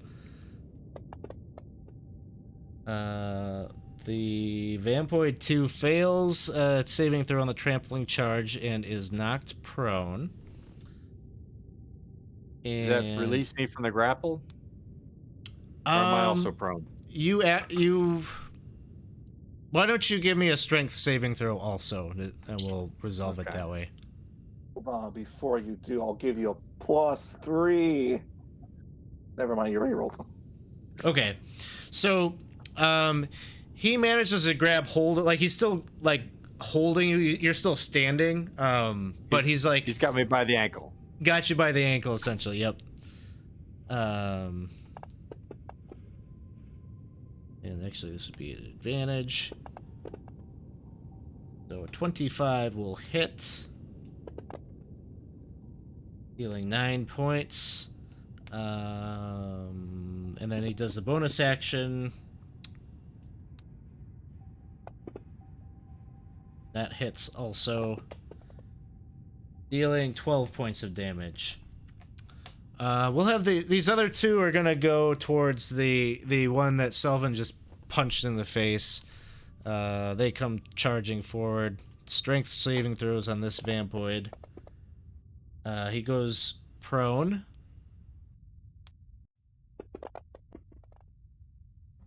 And a hit. 8 points of damage. He gets a bonus action hoof attack, which he takes. 18 to hit.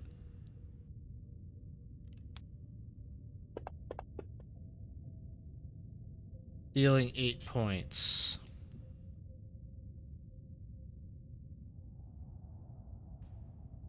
The other one goes charging forward and doesn't even need to do the trampling charge. It's already down, so gonna make 2 hoof attacks. 15 will hit. Deals 9 points, and second attack, 18 to hit.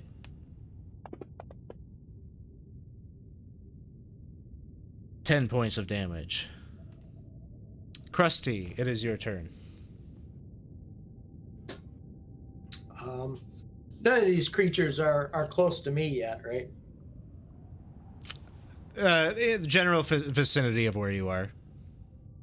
I mean, right next to me. No.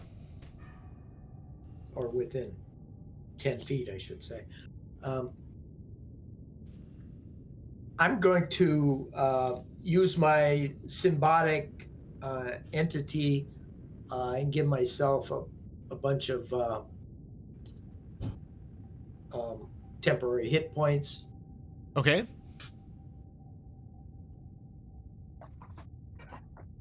You can add those in that box on the combat tracker for Tim.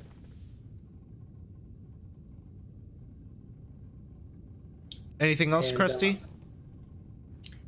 And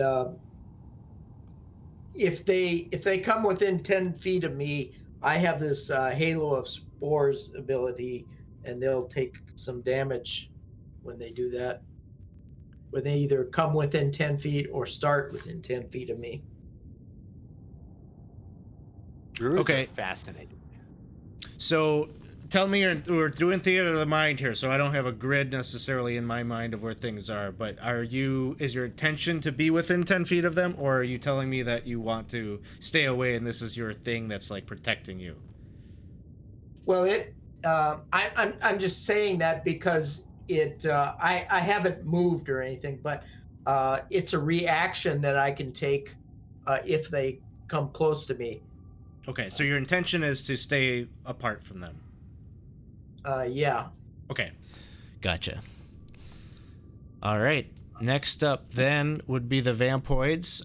This first one is the one over by Rurik. It's gonna take flight and be in pursuit.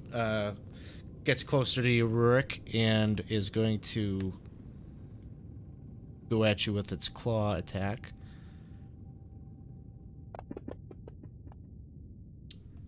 First one misses. It is a little woozy from the poison. It doesn't seem like its attacks are as on point as they were before, and the second one misses as well. Vampoid 2 is prone. Use half its movement to stand up. And this is the one that's by Jarl and the horses and Selvin. No, this is the one that's by Char, sorry. Char, it's still got you grappled. It kind of like its claws kind of use your body as its way of like pulling itself back up. So 2 claw attacks. First one is a 15, which misses. Second one is a 9, Missed. which misses. So he doesn't do any damage as he pulls himself up, but once he's got you right in his arms, he goes and he attempts another bite attack. Low, low, low, low, low, low, low, low, low. 15. Low. I'm going to use one of my Too low. rerolls. Come on. Thanks, chat. Love you, chat. That's not what they're for. That's amazing. 23 to hit. That is I'm taking clearly the not hit. what they're for. I'm taking his hit. You're taking his hit? Okay. Reaction. So- Boop. 24 points total. Some of that is Yeah. necrotic if it matters. It doesn't.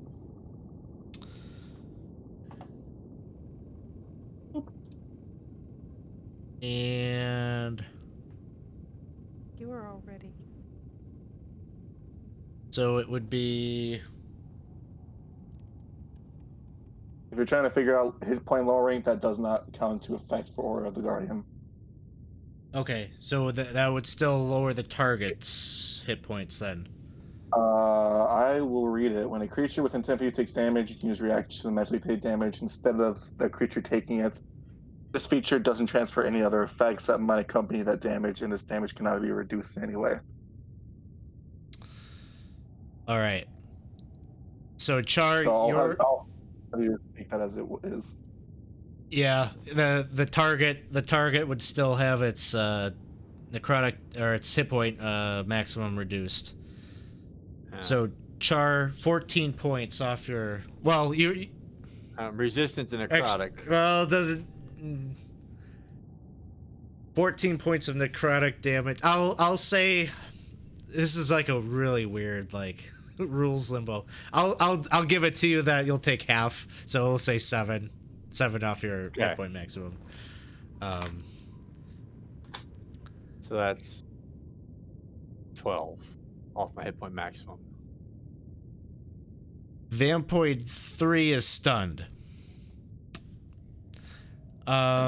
There's an effect that I haven't been doing that I'm going to start doing. We're not going to retroactively use it, but they have this like aura thing that I should have been calling for saving throws for. So, Jarl, would you... Here. I don't think so. I think it's a damage thing. Right. Yeah, chilling aura. Any creature other than a Vampoid that starts its turn within 5 feet of the Vampoid must make a DC 13 Constitution saving throw, or take 2d6 cold damage. So, Jarl, you give me a con save. You get your course. +3 from Sylvan. Do I get a +3 Here, from Self? Let me give that to you. Oh, thanks, Selvin. You're I mean, cool. whoa, you're amazing, dude. Oh, cool.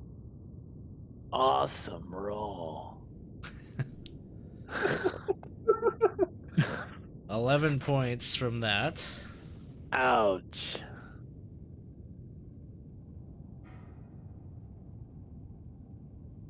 Okay. That my just turn happens then. at the start of your turn, yeah. In return, I punch it in the face. Back punch.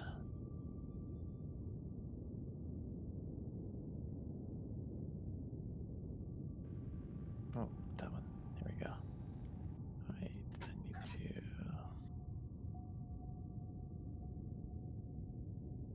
That's a hit. Oh, it's stunned. I don't know. I think it might have I'm gonna apply it again. I don't know if I wait. Well, I should. I'll just roll at advantage. Okay, yeah, that works. Okay. I think it's a weird thing with the coding. It's coding it for a round, not necessarily At the end of my. actually your my end of turn, your turn. right. Yeah. Okay. I'm going to punch it again. Here we go. Good. Oh, wait. Before I do that, let me do advantage. Go.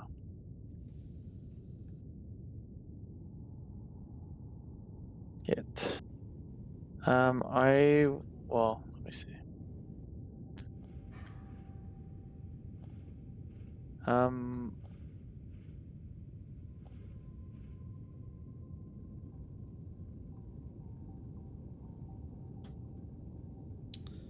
Okay, and I'll do a stunning strike on this one. Sounds good.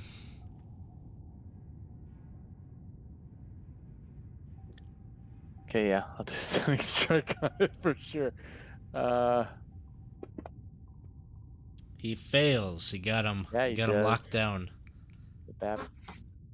So what you get, and I move. Whoa. Pico, I'll be right back, dude. Doing a great job, Jarl. Get out of the way. It's chilly over here. Oh, I don't mind. I actually like it a little cooler. That's the end of my turn. Rurik, at the start of your turn, same thing. Give me a Constitution saving throw.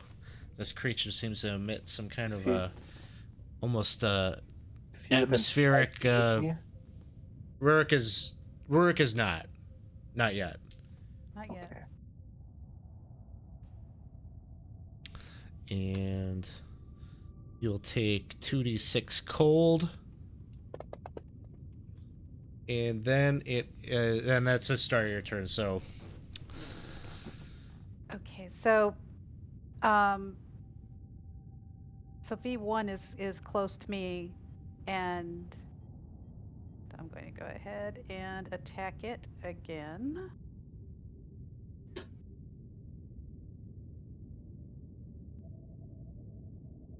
Did again.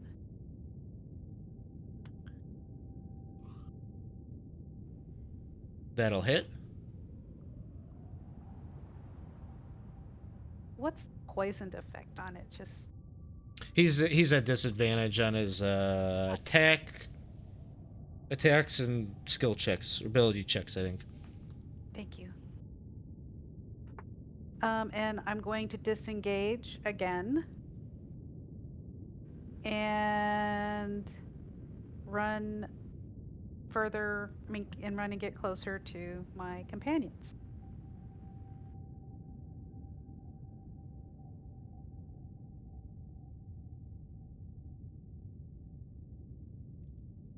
Sounds 25 good. movement. Yeah. Where does that? So put me now, right? now you're with the rest of the group, so you'll be within range of Selvin's ability and such. So you're at the intersection there. Okay, thanks. Char, it is your turn. All right. So the one that's on me is now back on his feet, standing, functional. Yep. Okay. I'm going to just grab hold of him with my hands and try to burn him alive, which will work better if I can see him on the sheet. Vanpoint 2. Let's see. Give me a quick Constitution saving throw. Constitution save.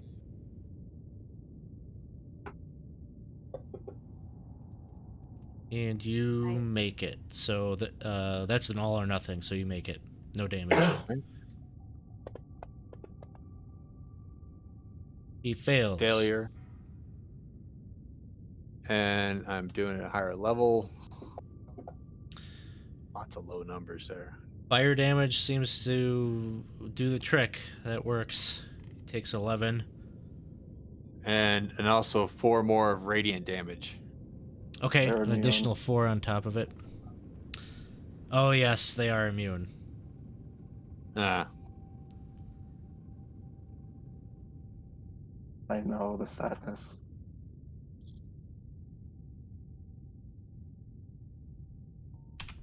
Anything else, Char? I mean, that's my action, so I don't really have much more I can do. I can't break free without an action, right? Yeah, you need an action to break the grapple. Yeah, so I'm just doing what I can. All right. Selvin, you're up next. Are you immune to cold or resistant? Resistant. Okay. Con saving throw.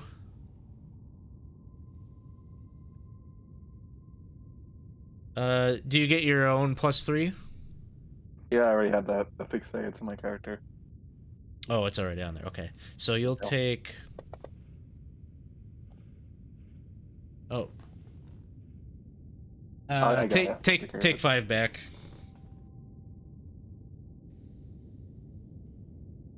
All right. I'm gonna bite it. Go for it. Interesting solution. I don't know. Bite it. I'm not I'll gonna answer bother later. changing it. I will- I'm not an Oh, expert. I'm gonna switch it from my teeth, and I'll just do that. All right, that's a hit. There we go. Attack my teeth. Yeah. 5 points. And then I'll bite it again. I don't know. There it is. Yeah, I'll save the reroll. I'm only using my fist. What's 5 points Alright, of damage nothing- gonna do anyways? Yeah. That's my turn. All right. The war horses are up. First one is attacking Vanpoint 2. A Save the day, miss. horses. Come on. Second Crazy one horses.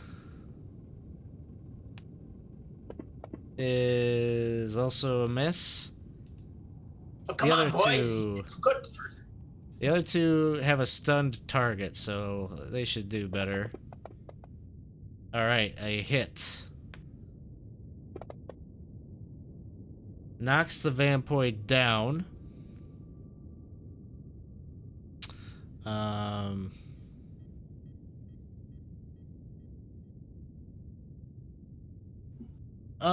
The other one, just kind of in its like frenzy. Its command was to take these things down. It looks around, sees the other Vanpoint there over by Char, and charges forward. Get it. Get it. Trampling charge. Knocks it down prone. He has advantage on the attacks.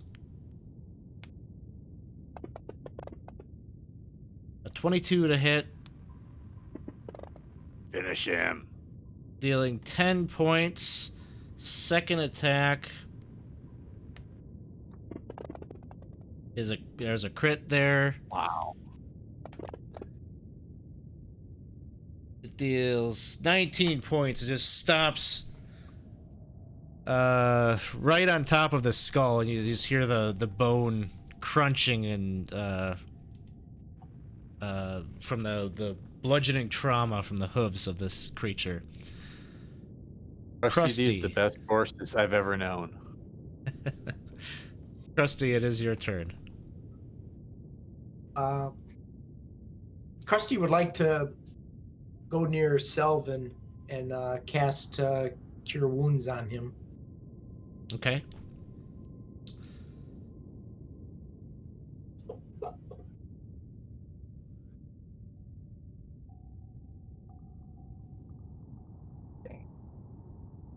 Stay near me. I'll keep them away. And you see all this spores floating around you. It looks like a bunch of dirt and surrounding him, Pigpen. like Yeah, Pigpen. like Pigpen. Well, the other Vampoid is going to attempt to fly after you, Krusty. What happens when he enters into that field? Well, what happens is when he moves into a space 10 feet from me, I use my reaction to deal 1d4 of necrotic damage, and then because of my symbiotic entity, I get to use the damage die a second time. All right. He flies But in. He makes a Constitution saving throw too. Okay. He had a 16 on the con save. Still poisoned? He's still poisoned. Poison doesn't do anything on the saving throw. Okay, thanks. Oh, it increases to a 1d6 at my level, so. Okay. So he had a 16 on the con save.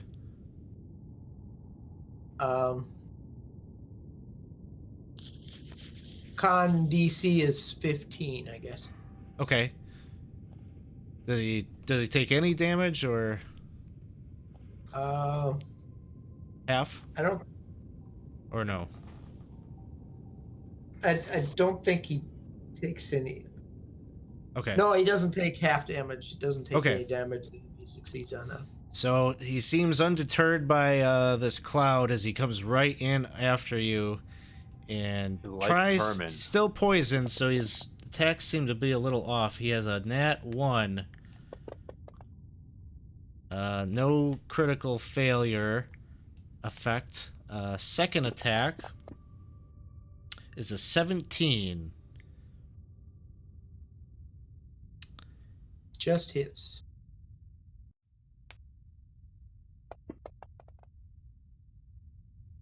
Deals 9 points, which your temp hit points looks like kind of takes care of, but give me a concentration check.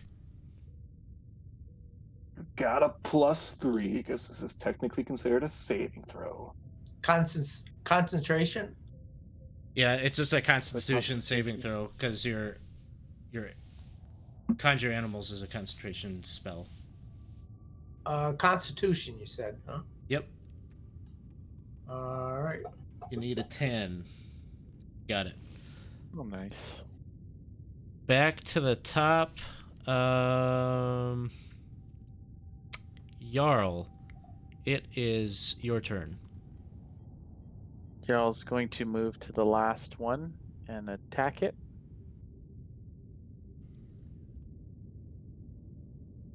He is going to attack it. Here we go.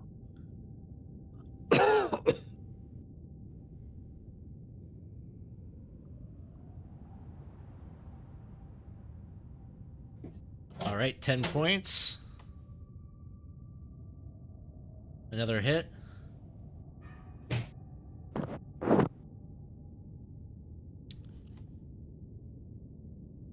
Eight points. Eagle pokes the dragon attack.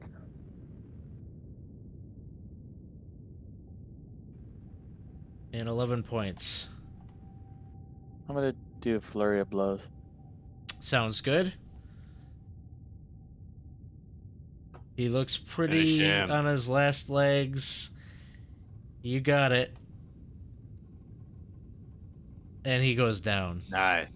And he goes prone too. He goes eternally prone. I go like this. The final attack was just one finger. That's all it took. Don't bite them. It's gross. Ew.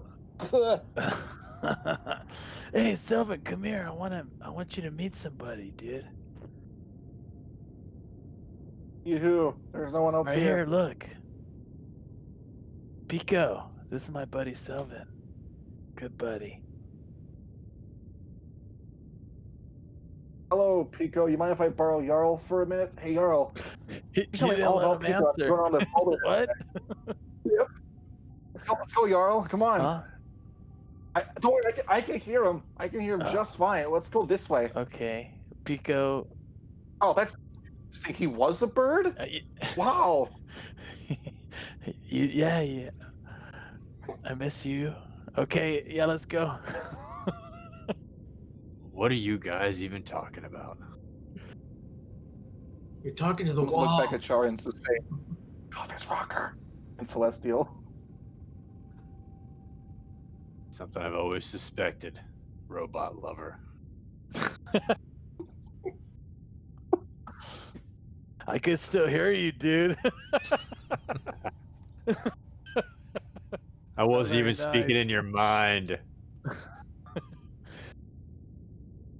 So, you progress down towards the door that you had gotten indication from Cephalosk would have your stuff. There's really no complication with this as you slide your key card in.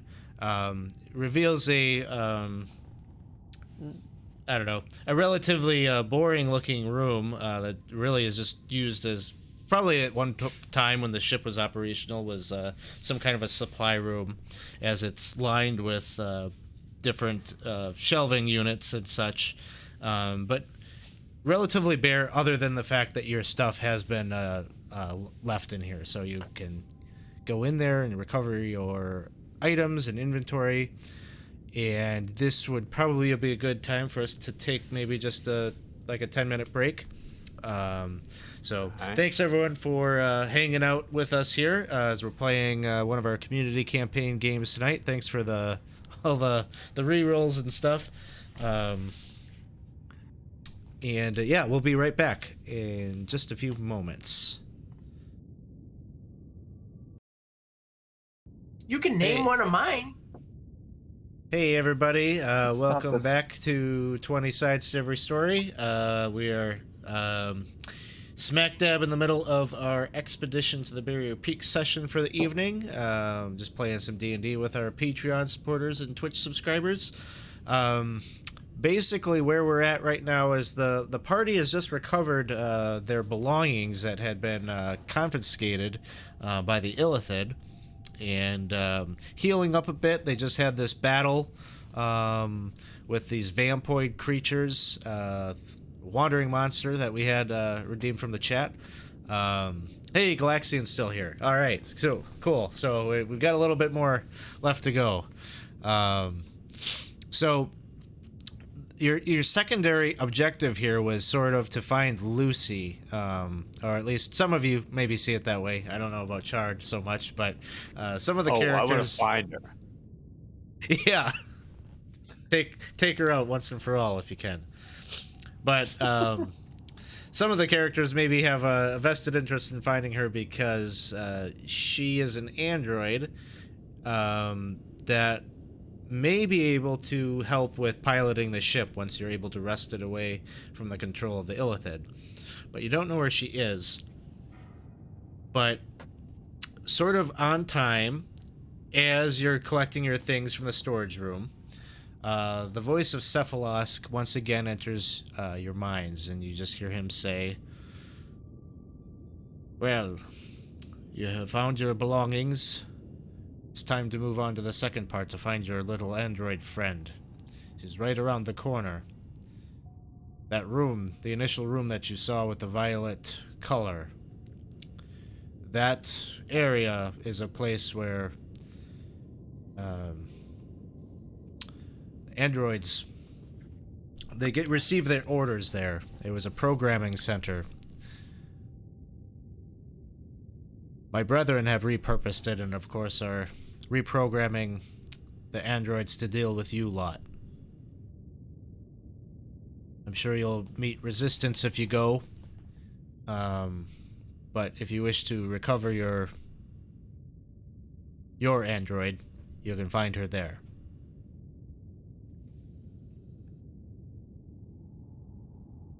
What are we waiting for? Lucy, I'm gonna go save you. Bye. Wait. Think you're gonna need us. Yeah. Yeah. I'm assuming you guys are coming too, right? Well, I got the keys, so yeah. I wanted you to come anyway. Rick, it's not like I didn't want you to come, of course. He says this room's also for repurposing or reprogramming, as he puts the androids. Could this also be the same one we were trying to go to originally to make her learn how to fly a boat? It sounds weird when I say it. Well, yeah, I would guess. Or maybe he said that's one of them. Didn't he say one of? But let's just assume it's the one we were going to. Yeah. I think we also need to be prepared for something that we may not want to think about. We may be too late. She may already be reprogrammed. Okay. Yeah. Let's get there and then I don't want that, Jar. We gotta go. Can we We'll be reprogrammed when the little tadpoles get done with us too. sounding so happy about it? Just I want Well, out. might not be so bad. What? Speak for yourself. You are a very strange individual, Whoa. but that's okay. Everyone's unique in their own way. Okay. You're talking crazy. Even more crazy than what Jarl's saying that there's a frog on the wall. There was. Speak up. So do we have to walk back around the corner? Yep. Yeah, he's telling you basically this door leads to where you want to go to find Lucy. Let's do it. Come on, guys. It's important. I know this is all really important, but I just get the feeling that we're being led on this big old wild goose chase and to let these things sort of settle in. No. We gotta find Lucy. Yeah, well, No, yeah, we I gotta think we gotta find Lucy too, but I want to get this thing out of my head. Okay, let's go. How do we get her? Hello? You there? Silence. No. Next time he comes around, we'll ask him how to get this thing out of our head, dude. That's important. Yeah. Okay. So we're gonna go ahead and open the door. Yeah. Please. Sh- We're opening up the violet door, the V. The V, yeah. Is there something you wanted to do before you open it up? No. B got us our weapons, but we didn't go to the other B door that was right nearby. We went to V. Okay. We're just Other getting B organized on door. what I could see on the map. Hear anything at the door? What do we see? As you open up the door, you can see at the back end of the room, to the north, is a low raised dais. And in the center of the room, 8 chairs arranged in a circle atop it. There is a hemispherical dome that is set directly above the chairs, and there are thin cords that dangle from it down to the chairs below. There are 8 beautiful humanoids, an equal mixture of males and females, that sit in the chairs with a number of cords. These cords are attached to their brow and their temples. Among them is Lucy. The perimeter of the room is filled with boxy devices the height of a human, each covered with blinking lights and whirling wheels that sit behind glass. At the controls, you see a mind flayer, one of the Illithid, who looks at you as you enter. An alarmed voice enters your mind as it says, "You shouldn't be awake. The transformation is not yet complete." And you can see he turns right around to one of those consoles, and he's very emphatically hits a couple of buttons. As you see 2 of the androids stand, and the little wires drop off of its scalp, and they start moving towards you. But not Lucy, just some of the others. Not Lucy. The 2 that are approaching you, one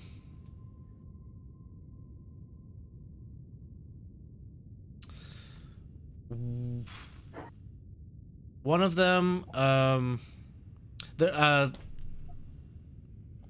one of them looks like kind of like is a male, and he kind of assumes almost like a fighting, like a boxer stance as he's coming towards you. And the other one is sort of maybe more of like a Tai Chi or some kind of a martial arts like kind of stance, something more like maybe what Jarl kind of looks like in combat.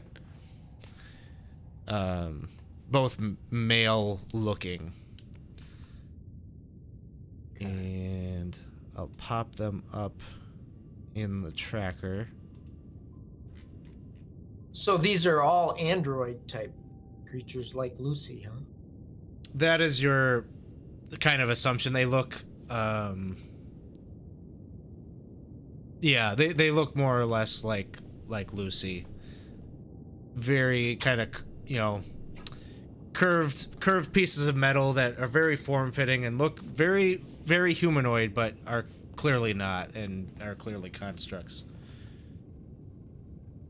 So Jarl, they're stealing your moves. Oops. Rolling initiative here. Huh. Rurik, you are up first. What would you like to do?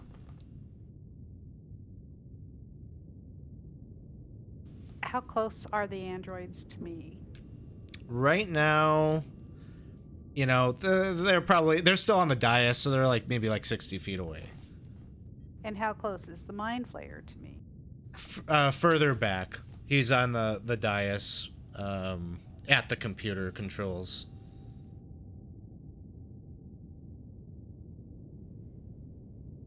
And I'm gonna go ahead.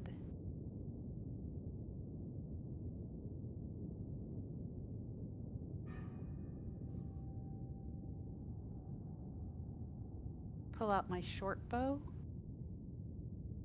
And I want to go ahead and aim at the Mind Flayer.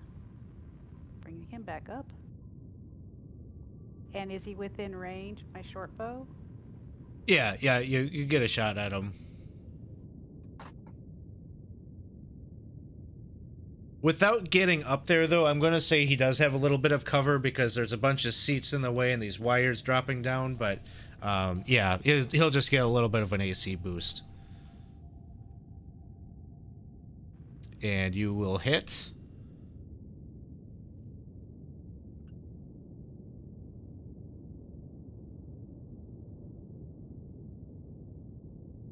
Yeah, so no problem. You manage to thread that arrow past all the obstacles in the way, and it lands and hits him in the shoulder. Serves him right for putting this thing in my shoulder. And I'm going to disengage. And is there any place where I might get behind cover?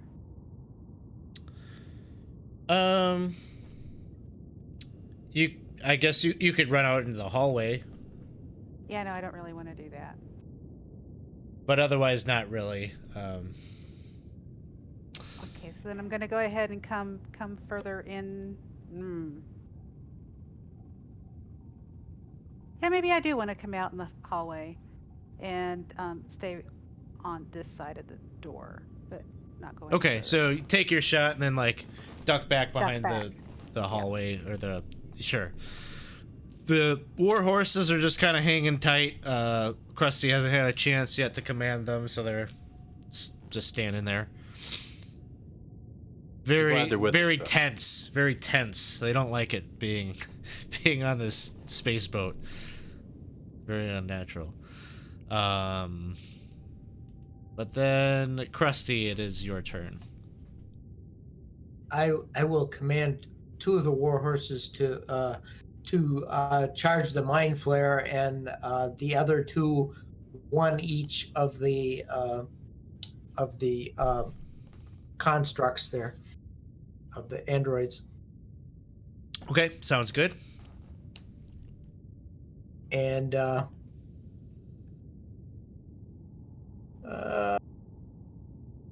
am I going to do? I'm going to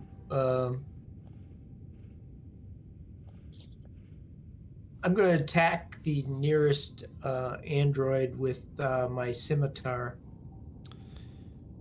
Which Okay. one's closest to me?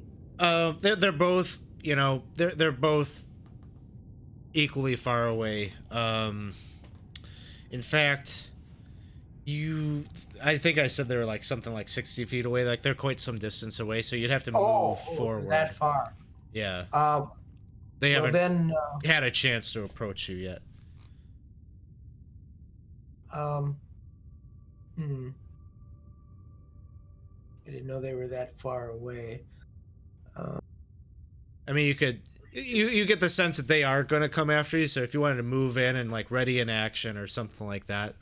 Yeah, I'll move a little bit closer, and then I'll just ready my action with my scimitar then. Okay, sounds good. The Mind Flayer, you see, he reaches and he pulls that arrow out of his back, discards it on the floor, and he races over to another console and starts typing away. And you see another one of these things, wires pop off of its head, and another android animates.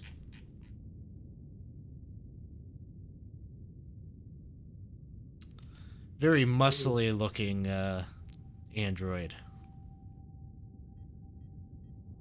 And that is his turn. Jarl.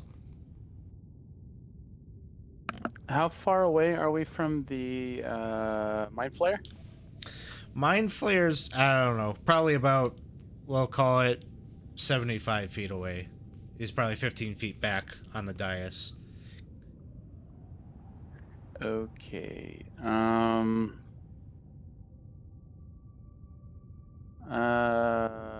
going to bonus action Misty Step 30 feet to avoid the androids. If I can, or kind of make my way, and then I'm going to just try to shoot straight for the Mind Flare. Okay, Full you've sprint. got like a crazy amount of movement, right? Yeah, Like, yeah. I do, So yeah. you move forward, you get up there, you're right on him. I'm going to go up to him and say, "Give me Lucy!" Boom! Punch in the face.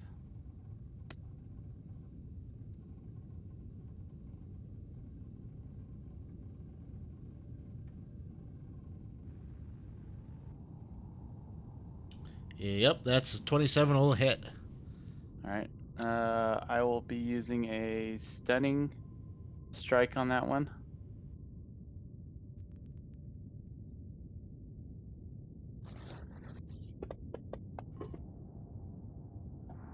And he fails. Okay, damage.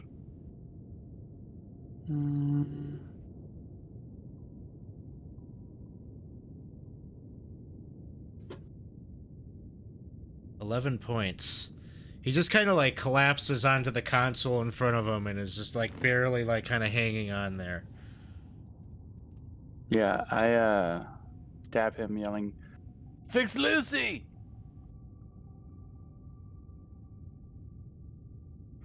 I don't. Oh, I didn't do the. Either way, that hit him. You could throw another one in to see if you get the crit. Okay, yeah, I'll do that. Let me put that there. Let me throw one more in. No. Okay.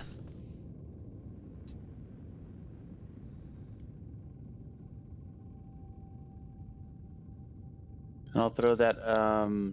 I'll throw the effect. I use my bonus action, so that is the end of my turn. All right. The boxing android moves. This one moves forward. Is going to meet you, Krusty. You can use your reaction to take your attack of opportunity.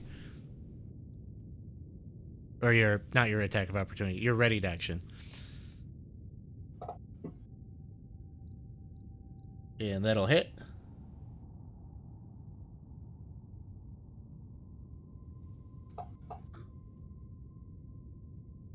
And then I also get the Halo of Spores. hold on. You hit him with your poison spray damage. You that's not going to do anything I to don't know him. why I keep doing that. Sorry. Yeah, roll the scimitar damage. That'll work. There you go. 7 points. All right.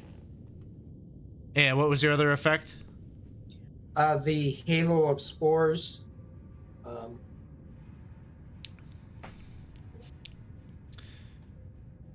Now, when you described that to me, you said that used your reaction, right? Yes. Because When he your opportunity attack, or I keep using the wrong word. Your readied action would use your reaction. well, this isn't really a readied action. It's just something that surrounds me. Am I wrong on that? Am I misremembering the rule on Yeah. readied actions? No, I you're thought this right. wasn't the reaction, just like the natural effect he This has. is The action. This is an ability. Reaction, you Yeah, send but your when you reaction. described your ability to me earlier, I heard you say that it uses your reaction. Is that not right? Yeah.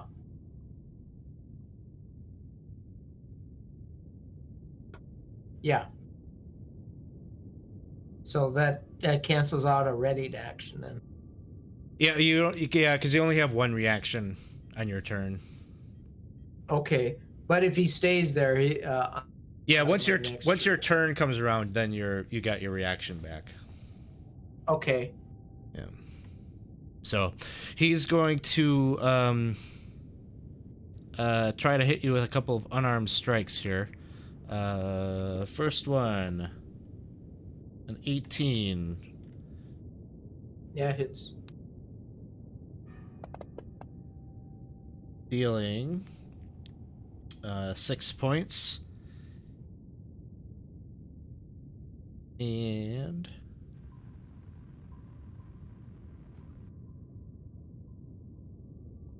he is going to attempt a stunning strike on you.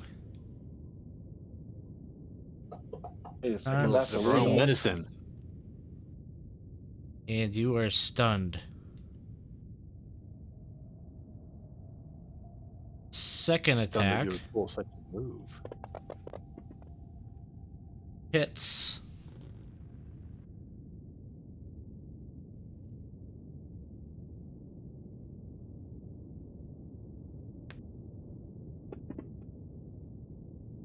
Dealing 10. Next up I can't move. is Char. So here's a question. I since I can't see the room, I was contemplating dropping in an area of effect spell that has a 20 by 20 range. So it fills a 20-foot square on the ground.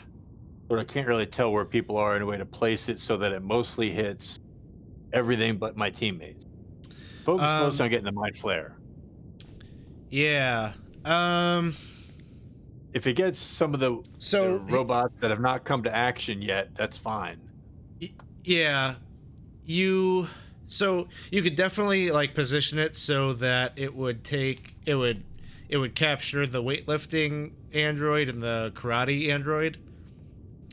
Mm-hmm. If you wanted to try to get like the mind flayer in there, you would potentially be hitting like Lucy and Jarl. But Jarl's pretty dexterous. Yeah, I am. He could survive. I think this might be a safe thing to try to kind of lock things up. Please don't kill Lucy. So I'm gonna. I don't think I will. I think this will work. But I don't know how to put an area of effect spell in when I can't see all the people. You just target those individuals. So How do I target more than one on the screen? Just for now, just target Mind Flare. Do you have your combat tracker up? Yeah, I do. Okay, you can control click the Mind Flare, the weightlifting android. Here, So- I'll pop Lucy on there too. So target Lucy, the karate android, and Trying to Jarl. control click them, but I'm not really. Right now you've got Mind Flare targeted. Okay, and then boxing one and Yep. the weightlifter. Yep. And then Okay. target Jarl and Lucy. I'm going to answer this question. Yeah, Cardman. This is Goodman Games does a couple. They've got a line of products that are called Original Adventures Reincarnated, and these are basically they take the old modules like this, right? They did Keep on the Borderlands. They did Isle of Dread. They've done Lost City and Castle Amber, and then this one. They reprint the original adventure, and then they also have a 5th edition conversion. They add some content, some bonus content. So this area is actually bonus area from the original Gary Gygax module.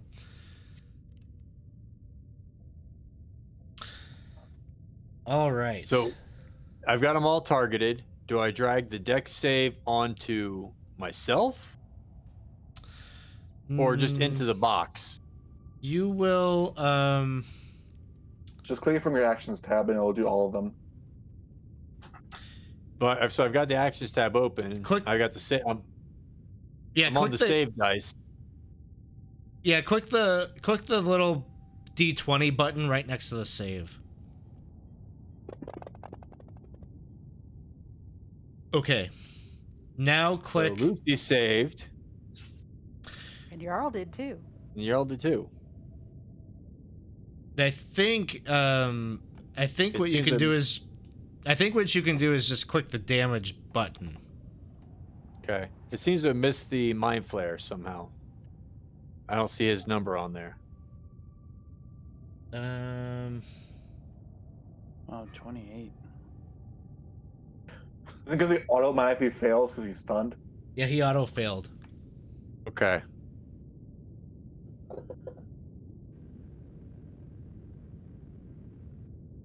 So Mind Flayer took 9. Weightlifting took 9. Okay. So anyone that was in that square is going to affect dexterity. So if it takes that, they're also restrained by the tentacles until the spell ends. And anyone who starts their turn in that area and is restrained will take 3d6 automatically. So those two will take 3d6 at the start of their next turn.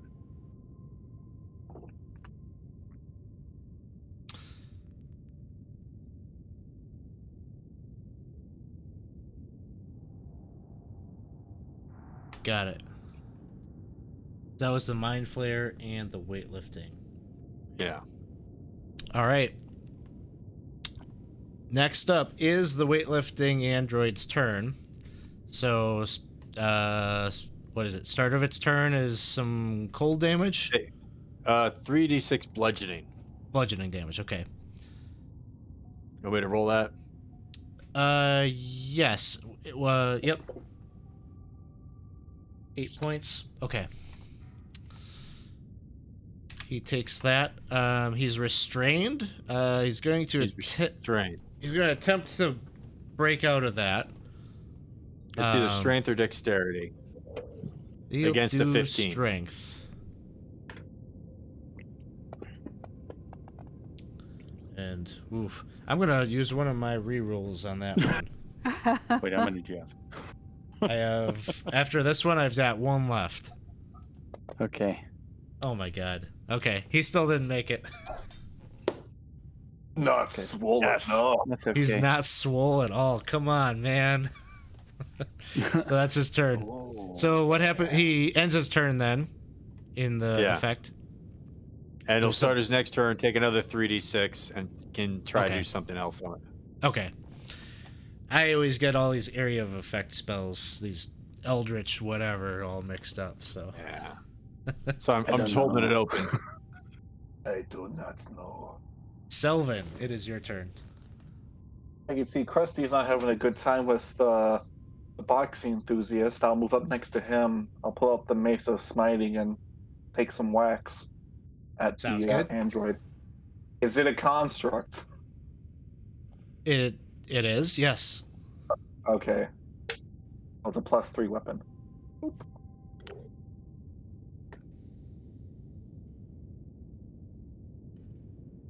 Second attack.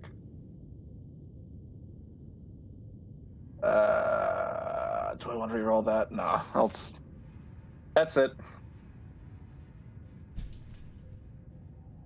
All right. Next up is, I guess Lucy, but Lucy is not activated. The karate android is in the tentacle area, not restrained though. So still takes some damage, right, Char? Yeah, if it's the karate guy is in the air, starts his turn there, he takes 3d6. Okay, so karate android is Oh, in actually, that. sorry, if he has to succeed a dexterity saving throw. Oh, okay. He will do dexterity save. It's a 14. I don't think that's enough. No, need a 15. Thank you for the cheer, Mr. Jones. Yeah. So an additional 7 to him, 7 to him. but he can move out of that zone. He's going to move out of that zone and get himself over to where Jarl is.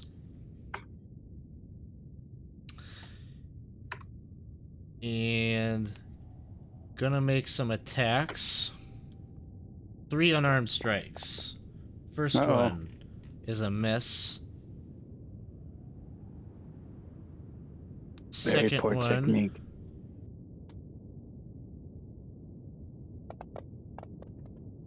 is a 19. Oh, that was a little better.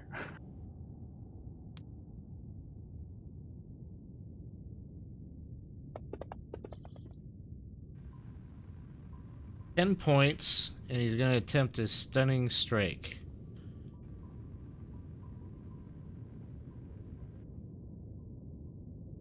Which you succeed. Third attack.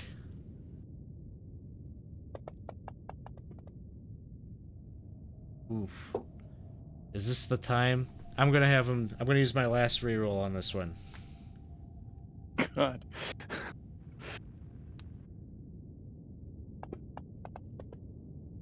A 21 to hit.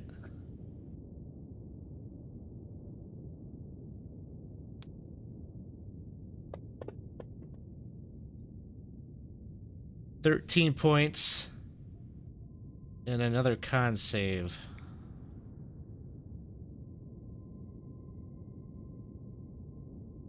Which you succeed. Nice.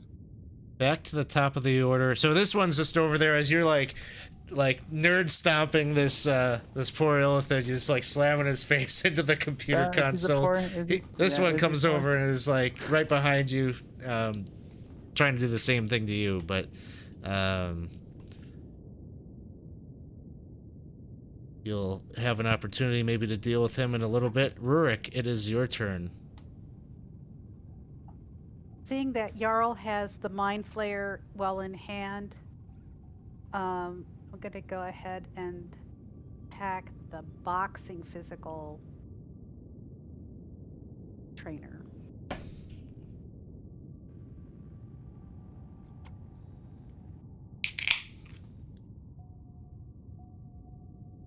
And I missed.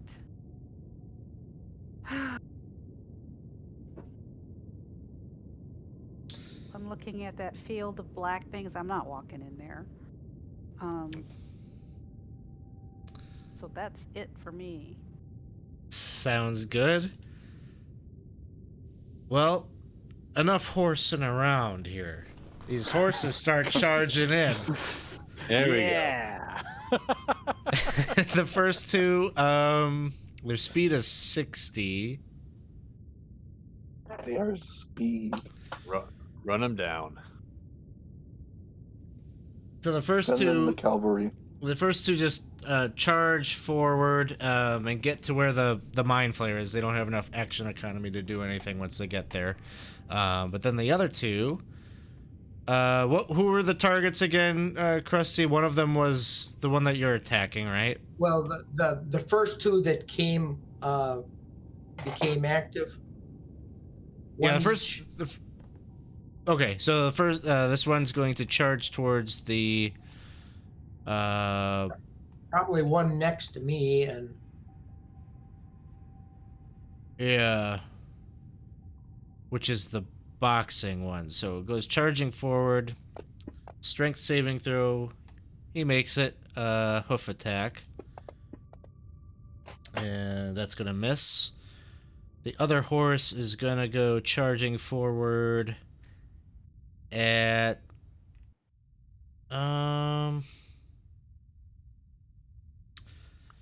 probably the weightlifting one. yeah, he'll charge towards the weightlifting. Doesn't have enough actions to do anything. He has to dash to get there.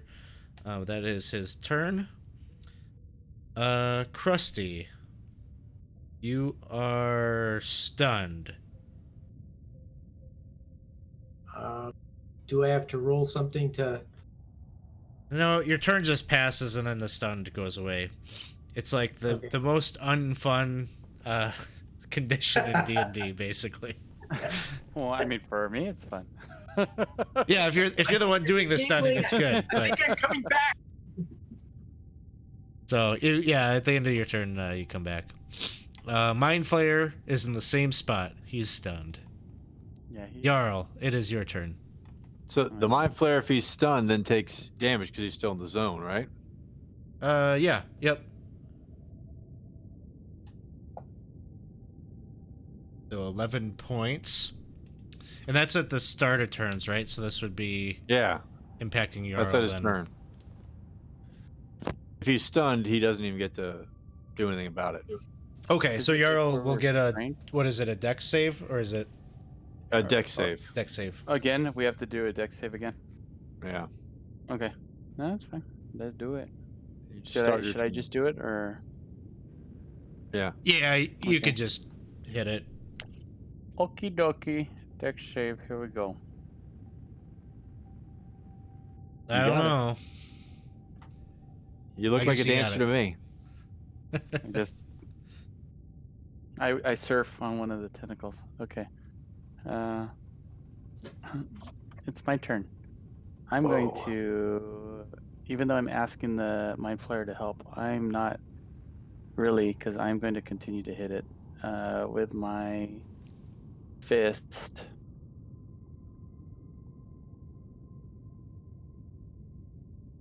In the face. No, in the back of the neck. We'll say in the back of the neck this time. Here we go.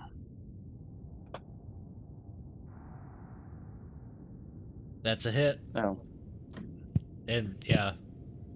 Check for Yeah, that's fine. the crit, but okay. We'll do it. We'll do it. Yeah. Great. Storm.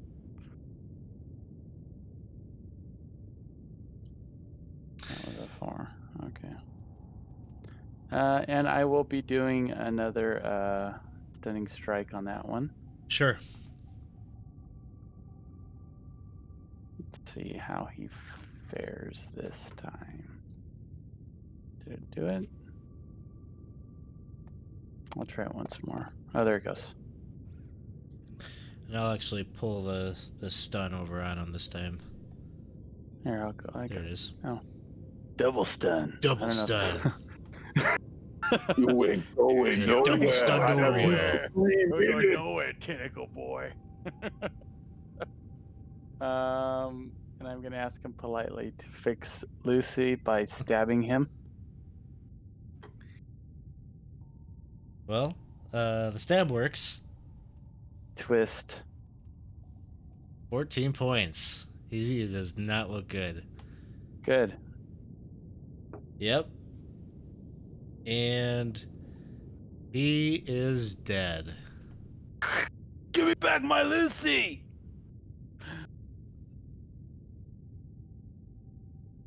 So, fortunately, you managed to deal with him before he activated Lucy, or any of the other androids. So you got 3 androids left to deal with.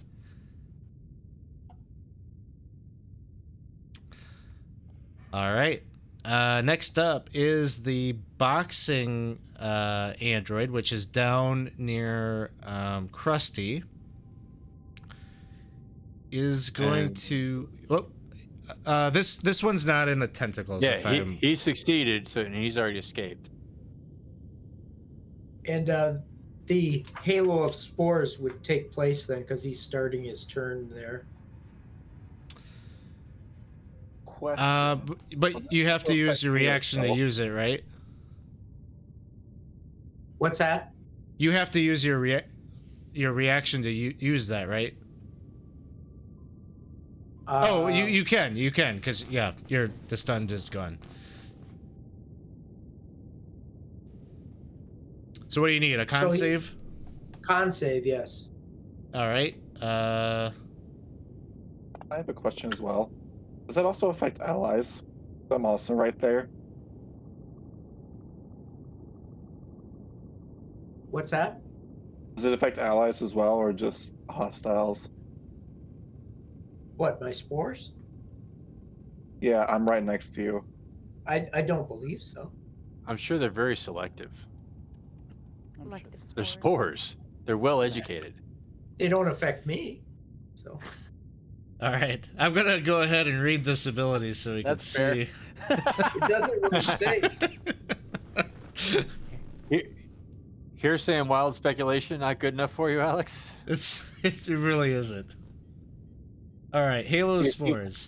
You can launch toxic spores at other creatures. To do so, use your reaction on your turn to deal 3 poison damage to one creature you can see within 10 feet of you. I think it's basically going to be a moot point here. I think he failed his con save, but his construct, the poison doesn't do any damage to him, unfortunately. It's not poison. No? Necrotic spores. It's Halo Spores, yeah? It says necrotic spores. I'm looking at your thing. It says Halo Spores. It says you can use this to use your reaction on your turn to deal 3 poison damage to one creature you can see within 10 feet of you. This damage increases mine to says- 6. Mine says are you? deal I think he's right. 1d4 Yeah, necrotic damage. because I think it's a different ability that the Spore Druid has. Because I just played with one who's used it, and I kept saying the same thing. Isn't it poison? It's like, no, it's necrotic. I'll look it up as Because well. it's an ability and not Alright. a spell. Well, I just want to move And it past co- it. So let's figure this out in between streams, because the ability that's on the sheet here says poison, so maybe there's a error or something, I don't know. Go ahead and roll the damage.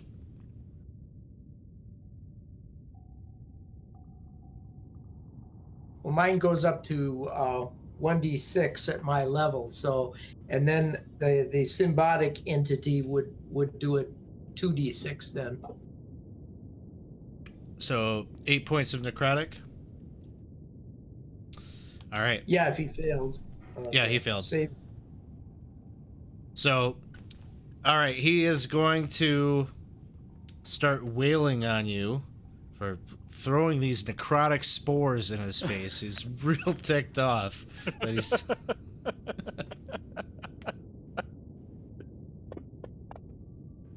26 to hit. I'll take his hit. Okay, Krusty, take the. I guess take the damage back, and I think he had maybe 3 temp that absorbed that. And then... I didn't hear that. You kind of cut out.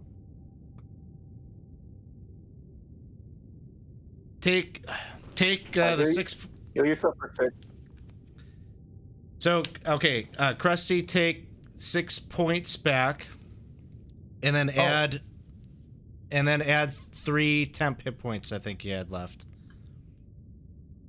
And then Selvin, you can make the adjustment on yours to take the 9 points. Already done. All right, he's gonna make his second attack here.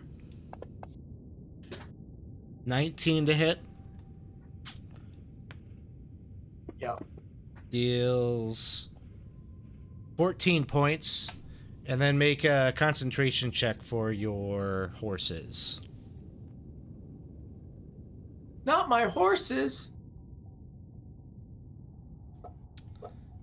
You got a +3 coming. Yeah, you're fine. And that is. Oh, he hit you. He's going to attempt to do a stunning strike.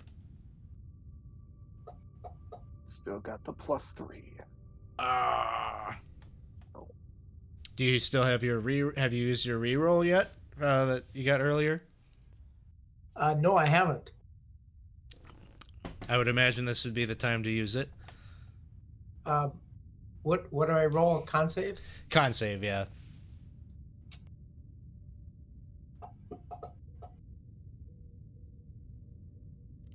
That has the +3 added in there already?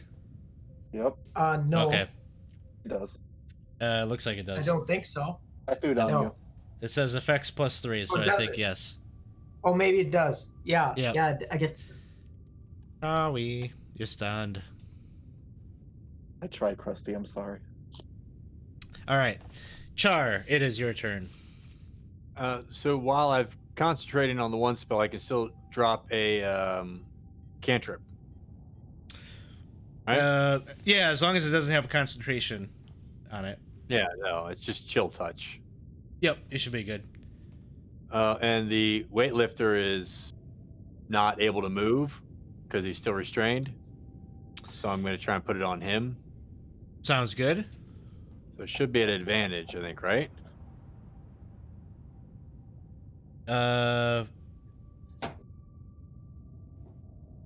Yes, because it should be restrained. So go ahead and do it again.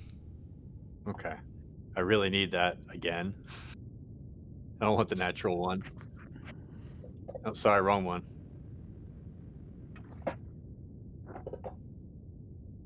All right, So so 19. hit, and then the damage. You know, you called your shot. So, although I think you should have another D8 because you're Yeah, high it enough could level. be 2d8. Yeah. Another Oh. 4. So 5 on him. And then when his turn starts, because he was restrained and didn't break out, it'd be 3d6. Sounds good. It is that time. It is his turn. So Oh, big numbers. 15 points. All right. So he takes that.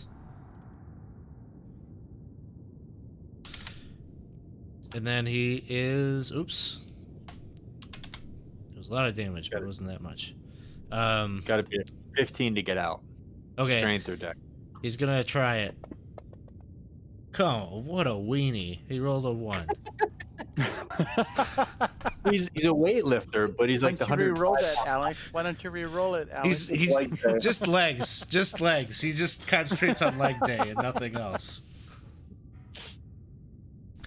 So he's stuck. I don't think he has anything else that he could really do. Nope. So next up is Selvin. I'm gonna whack an android with a mace. First attack misses. Second attack There we go. hits. Damage. That's it. My turn is done. Next up is the karate android. This one had navigated out of the tendrils Yeah. and is attacking Jarl.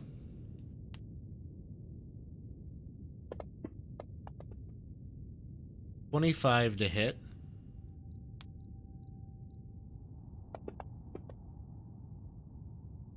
Six points.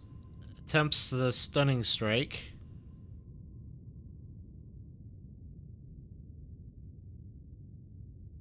I will re-roll. That's a con. Con Right. save. Yep. DC 14. There it is. Second attack. Hits.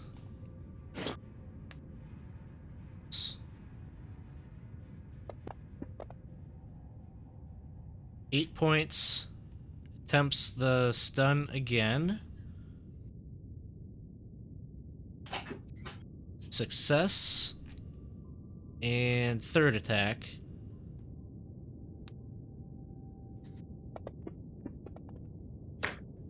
$21 to hit. Jeez. He wants you. He's got your number. Is this what it's like to fight me? 7 points. He wants your girl. Stunning strike. Lands.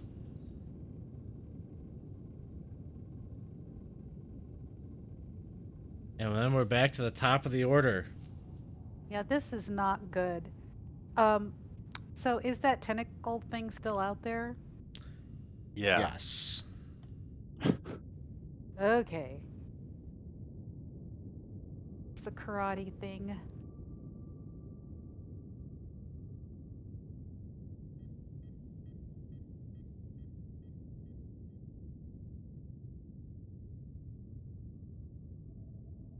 Oh, that was a miss.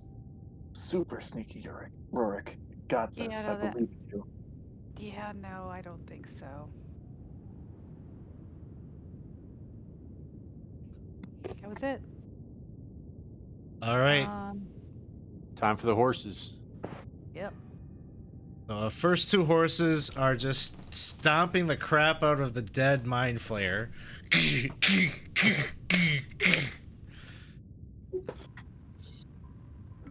It's getting gross. The third one was attacking the boxing one. Takes a stop, misses. The fourth one, I think, was charging towards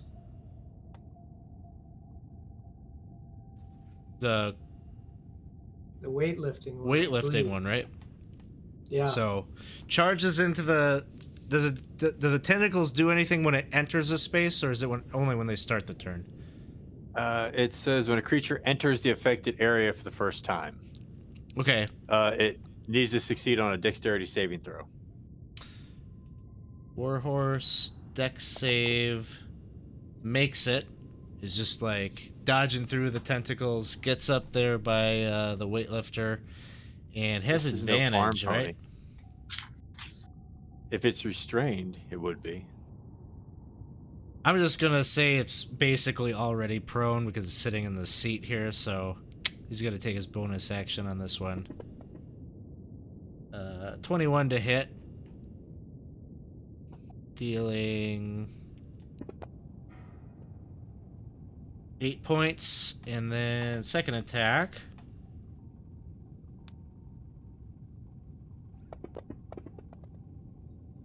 $20 to hit.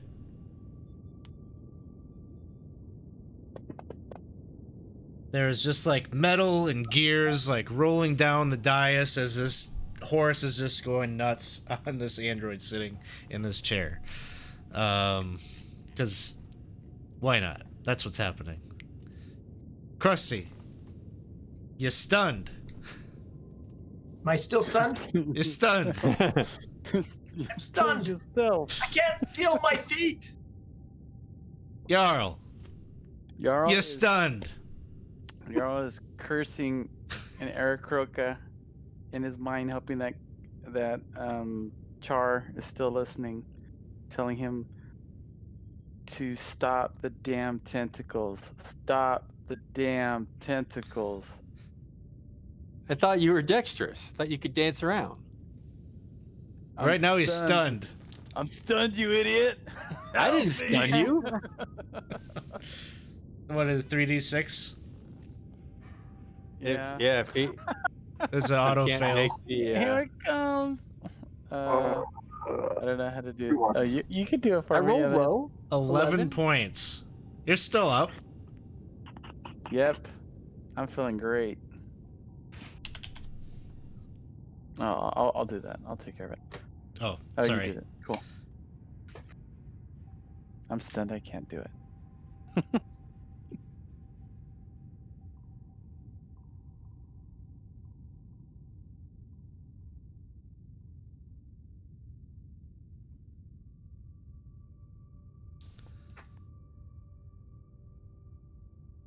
Okay. Boxing android's turn. Who's the boxer attacking?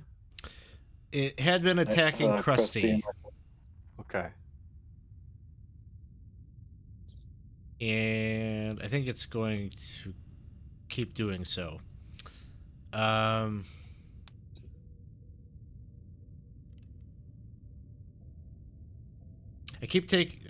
Krusty, you're stunned until the end of its turn, so he gets the little boost there. But a 15 will miss. His second attack is a 22.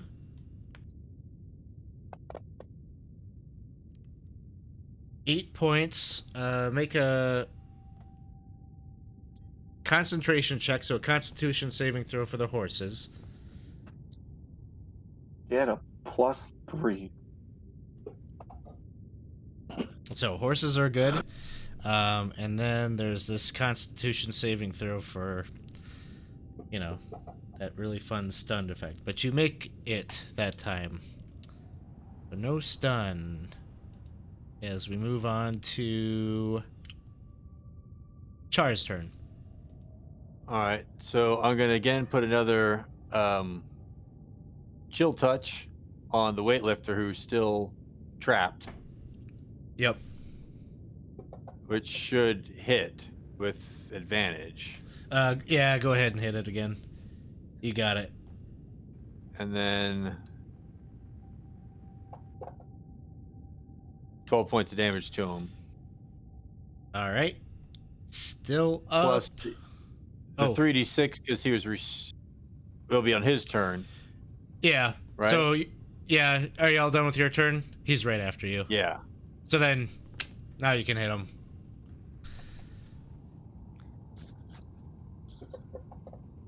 Man, I was so excited. I had a whole, like, Hulk Hogan thing that was going to happen. Oh, it's always made it up. He never had a chance. He goes down. Horse, Stompy Stomp is just going to continue to pound on him. Selvin, it is your turn. How far away from you am I from Jarl?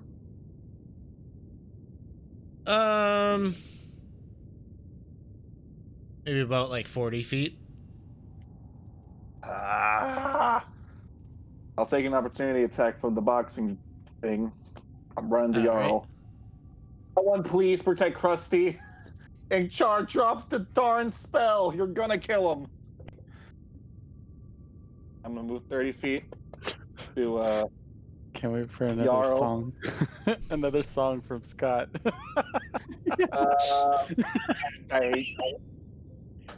I don't want to do it, but I kind of have to. I'll use a 3rd level spell slot and cast Aura of Vitality. So that'll be going. Boop. I'm probably gonna lose the next turn because I'm gonna be taking your hit. And I'll throw 2d6 points of healing on Jarl. Boop. There you go, buddy. That's it. All right. The karate android is over by Jarl.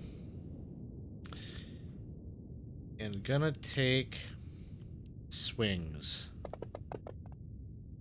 25 to hit. Ouch. In my head. So, Oh, and Albinosaurus Jones just redeemed every. Oh, just to start a point, is the karate guy attacking Jarl? yes. Yes. Then he's starting his turn in the 3d6 zone. No, he navigated out of it. So Jarl's just on the fringe? Yeah.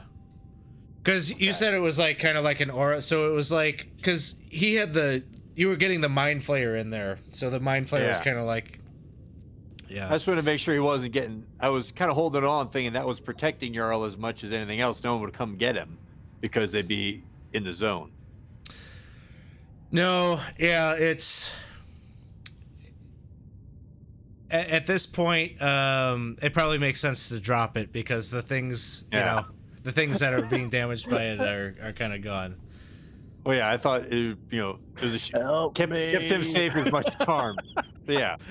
Well, the weightlifting the weightlifting android just went down, so let's see, what were we doing? Albinosaur. Yes, okay. Let's deal with that. So Albinosaurus Jones just redeemed. Everyone gets a reroll, and the DM gets a reroll. Thanks, Chris Jones. So 2. Yay! Thank you so much. You didn't have to And- give one to the DM though. No, he did. He did a good job. 10 points of damage happened and a con save. Jarl. You have a +3 because I'm within 10 feet of you, Jarl. So I got you, buddy. He makes it. Second attack. Hang on, Jarl. 24. I'm taking this hit. Taking the hit. It is 5 points. I have to make a save as well because I'm concentrating on a spell. So hold up. Boop, boop. I'm rerolling. You have a reroll. Yeah, I do. Makes it. Okay. Still up. Third attack. 26. Can't do anything about that.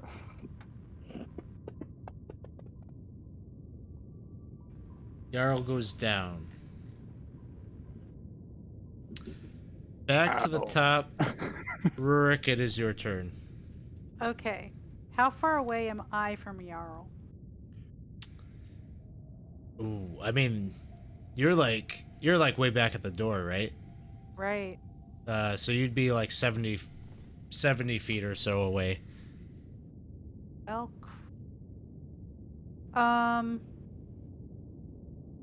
yeah, well, even if I do a dash,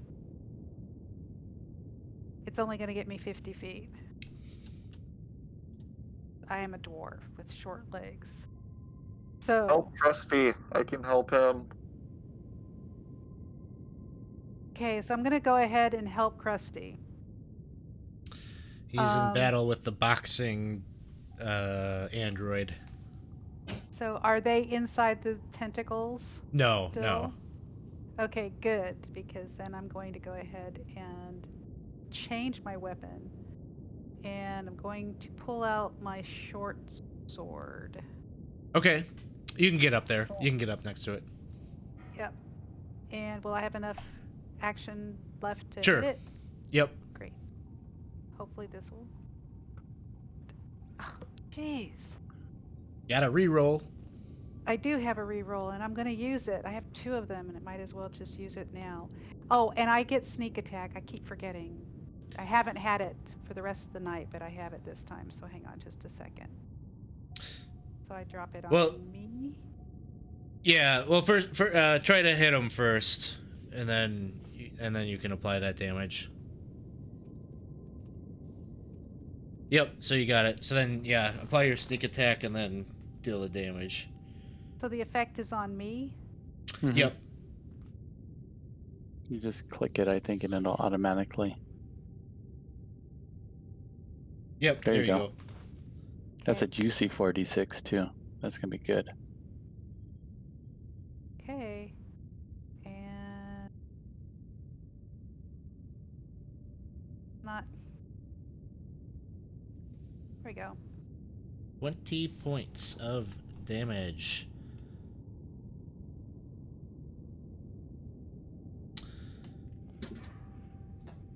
It rips through the metal. You can see its exposed wires and the inner workings of the android have been exposed. He's still up. But we then will turn to these warhorses.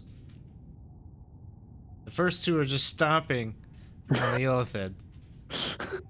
We're going. We'll Rusty, save the tell day. him to do something else. Rusty, tell him to do something else. Well, I couldn't do that. You should. This one, the third one is attacking the boxing, and it gets a hit.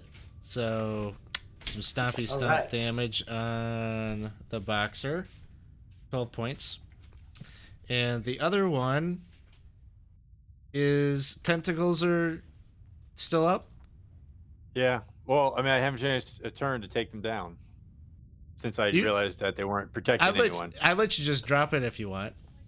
Yeah, I'll just drop it. Okay. So you drop it before the horse gets Thank you. lacerated, and it's just like hopping up and down on this android, and stomping his face is just metal upon metal dropping down on the ground. Krusty, it is your turn. Well, am I near Jarl? Am I next to him? Not even a little bit. Oh, I didn't. I forgot. He was next to me. I You're was trying to connect. no, Jarl's up on the dais, like by the computer consoles, by the behind where all the androids were sitting. Who is Oh. near Jarl? Anyone? Am I near Sel- Jarl? I mean, No, Selvin On the is. cliff. Selvin Am I ran near up there Jarl? near him. Am I near you? You're not You're near. Is Jarl? you're with pretty Luke. close to Jarl. Okay, good. Whoa. I'm going to tell all the war horses that are just stomping on a dead body to concentrate on the karate, android. Their heads just all like point up. Go for it. Show And, no mercy. and I'm going to use my I'm going to attack with my scimitar then. Okay.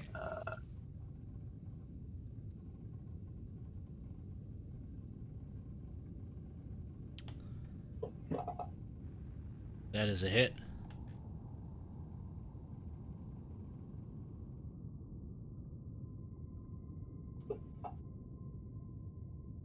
Five points of damage.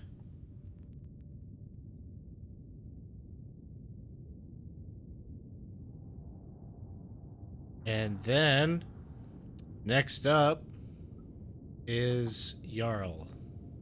Wow. I think if I click Good this, it's probably going to automatically do the roll. Okay, Yep. let's do it. That's one failure. Okay, I'm gonna re-roll it right now. since we Okay, have sounds that good. reroll. And ooh, we just got a raid from our friends over at Proficiency Bonus. Thanks for stopping by. Okay, that's a success on the death saving throw. I'll just switch it over. Thank you. All right. Next up is the boxing android. Not done yet. It is gonna take a couple of jabs in Krusty's direction because Krusty just directed all these horses to come stompy stomp over on it. I think. I directed them toward the karate, although there is that one that's still near the boxing. Oh, though. oh yeah. Okay, I just directed the other three to go to the karate one. gotcha. Thanks. Hey, thank you for the follow, Turbo Quake. Huzzah! Wow. All right, unarmed strike then on Krusty. Here's the right hook. It misses. Do I have any rerolls? I have one reroll. I'm gonna use it on that. And a 17 will hit. You will be taking 14 points of damage and then a con save because he's gonna try to stun you with this one. Wabam! You succeeded.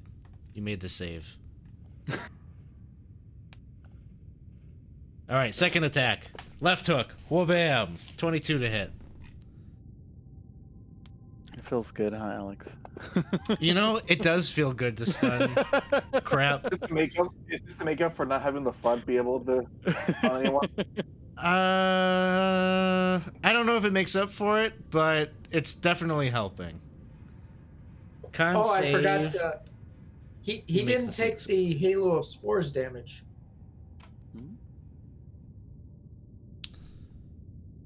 Okay. What do you need from me? A con save. Con save. He makes it. 21. Next up is Char's turn. he's going down. I'm going to use some sorcery points to quicken a spell to make it hit him fast like a bonus action. It's going to be... Actually, I'm just going to use Burning Hands normally on him. I can move in to do that, right? Sure. You want to get up near the boxing one? Yeah, you Yeah. can get it. You can get up to it. But to where I also don't hit Jarl.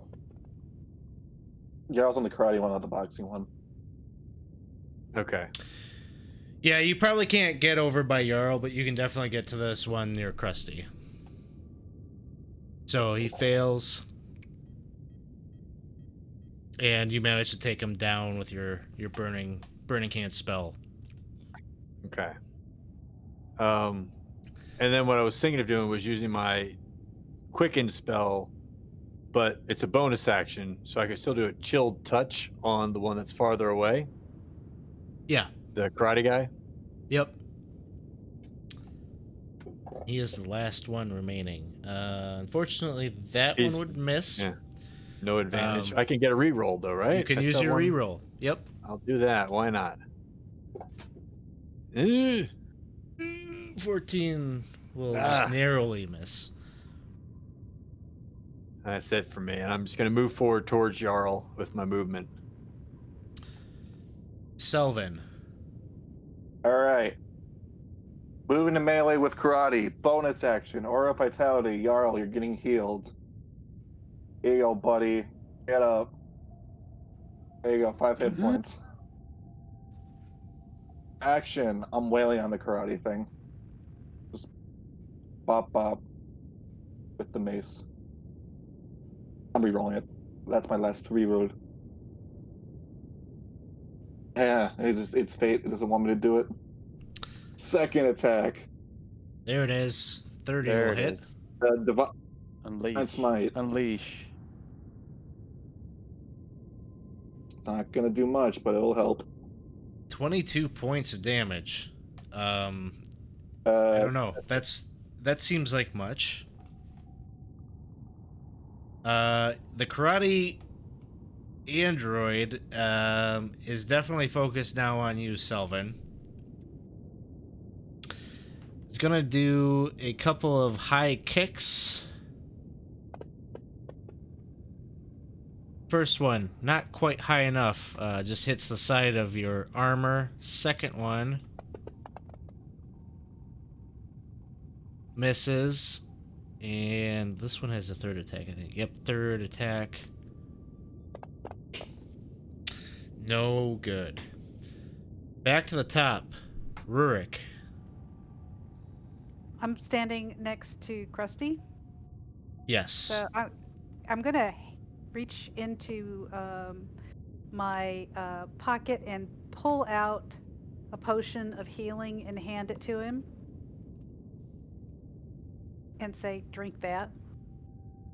And then I'm going to take a look around. I'm going to stay away from the horses as they go thundering past me to get to the... Are they going to go thundering past me to get to the karate guy? They won't trample you down, no. I'm not going to be that mean. Thank you. Yeah, So, I'm not going to say anything, just going to give him the potion, say drink it. So that's just that's an action, giving him the potion though, right? No. You're a thief. I think you've got your fast hands thing. You can pass that off to him, no problem. Cool. Yeah. Then I think you can feed him with the bonus action. With your fast hands. can do what with the bonus action, fast hands? Use an object. I'm just drinking a potion. Oh, okay. So then that means I have an action. I'm gonna go ahead and change my weapons out again. And take aim at the karate guy. Just cut.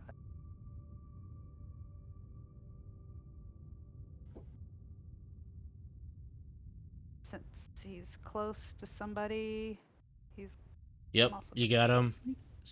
Yep, sneak attack. Here we go. And Big money, big money. Finish him off. that's finish him 26 points. You hit like kind of a critical part of his body chassis. As more sparks are kind of flying out from that.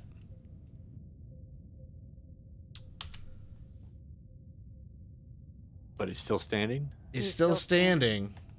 My horses will get him. Yeah. Yep, that's what's about to happen. So 4 horses come charging forward at this unsuspecting android. They knock him prone, and they're about to bludgeon the shit out of him with their hooves. And they will continue. Oh, one missed. That should have been an Just don't know when to advantage. quit. Here, this is what I gotta do. I gotta drop this prone effect on him. Then, there it is.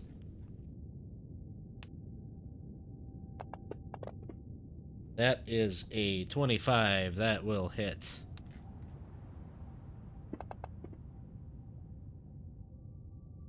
Seven points. The next one gets up there.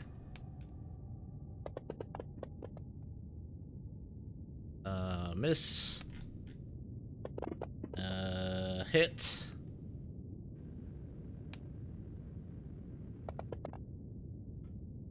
$12 points.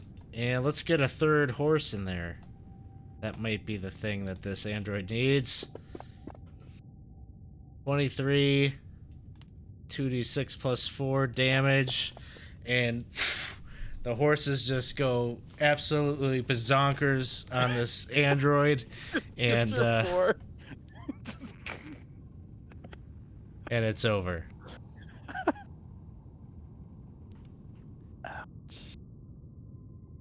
Oh, I wish I had some sugar cubes for him. Rootling around in my pockets to see what I have in here. There's still. Over the course of the minute, I'm gonna just keep healing Jarl until I feel like he's at a good enough stage so I can move to someone else. Okay. I'm gonna go walk over and drop 8 points of healing light on Jarl. Oh, thanks, man. dude. I kind of thought you'd be okay. Yeah, I thought. Well, I guess. Are we gonna need a short rest here? Or? No, we gotta save Luce. Luce, we gotta help Lucy. I'm gonna go ahead and give the horses each a ration. Or They'll eat it. Are they still stomping? They sure are. They don't know any better. They don't know any better. Because you haven't told them to stop. They're still going, dude. Oh, they seem to like it. They all, like, in unison give you the dirtiest of looks. alright, your healing has been hurt. doled out. Thank you, to dude. Whoever needed really it. appreciate it. You guys can take a break now. Do we see So- Lucy? Is she? Yeah. Yep. She's come out of it, or she's still like locked up in the weird world? She is hooked up to those wires that run up to that orb on the ceiling, along with 4 other androids. Have an army. Jarl kind of gets to his feet. All right, now would be a good time. Are you here around? Are you here, dude? Hello. No response. Dang it. I don't know how to save her. Should we just unhook her or what? That might cause more problems than So- what we. Jarl, you were up near the android, and it seemed like what he was doing was going up to there seems to be like different consoles that likely correspond to each of the contraptions that come down off the ceiling. You don't exactly know how they work by any means, but you feel like you can kind of identify which console would correlate with the one that Lucy is at. Okay, I'll definitely point that out to the group. I think this is the one that we could save her with. Hopefully this is the one. I don't know what to do, but at least I know this is hers. How many buttons does it have? There are a number of, like a keyboard array of buttons, a couple of levers and such. If someone wants to see if they can try to figure this out, this would work much the same way that any of the technological pieces that you have picked up would work. I don't know that we've had many of these checks yet, but essentially what it would be an intelligence check. And then Anyone there's a who wants to do it, I can cast guidance on them. I'll try. I'll do it without assistance. All right, Wait, hold on. This is I important. cast Okay. guidance. Yeah, no, he did it. We're good. It seems We're like good. Char just like says, Well, you did it. enough of this, and he goes over and he starts hitting some buttons. Now, the thing I didn't explain before the roll happened was there's another die that needs to be rolled, but in this case, it's not going to matter because the die roll won't impact it. So there's a complication die that could be in there, but Char, with this gusto, this bravado, goes up and starts hitting some buttons in a way that seems to make sense to him, and the cap on Lucy kind of gets retracted upwards, and you see light coming on in her eyes. I run over to her. Lucy, are you okay? So here's for folks at home. This is our dear android Lucy, dear friend of the party. Those green eyes. Here she is. So she, when you run over there, she stands up and she takes a moment. She's blinking and she's looking around, and she says, "Jarl, you came and you found me." Yeah. Well, we did. I was worried about you, Luz. I'm delighted to see that you are still alive, and that you chose to find me. I am. Of course. I would like to give you an embrace and a gesture of my elation. Okay.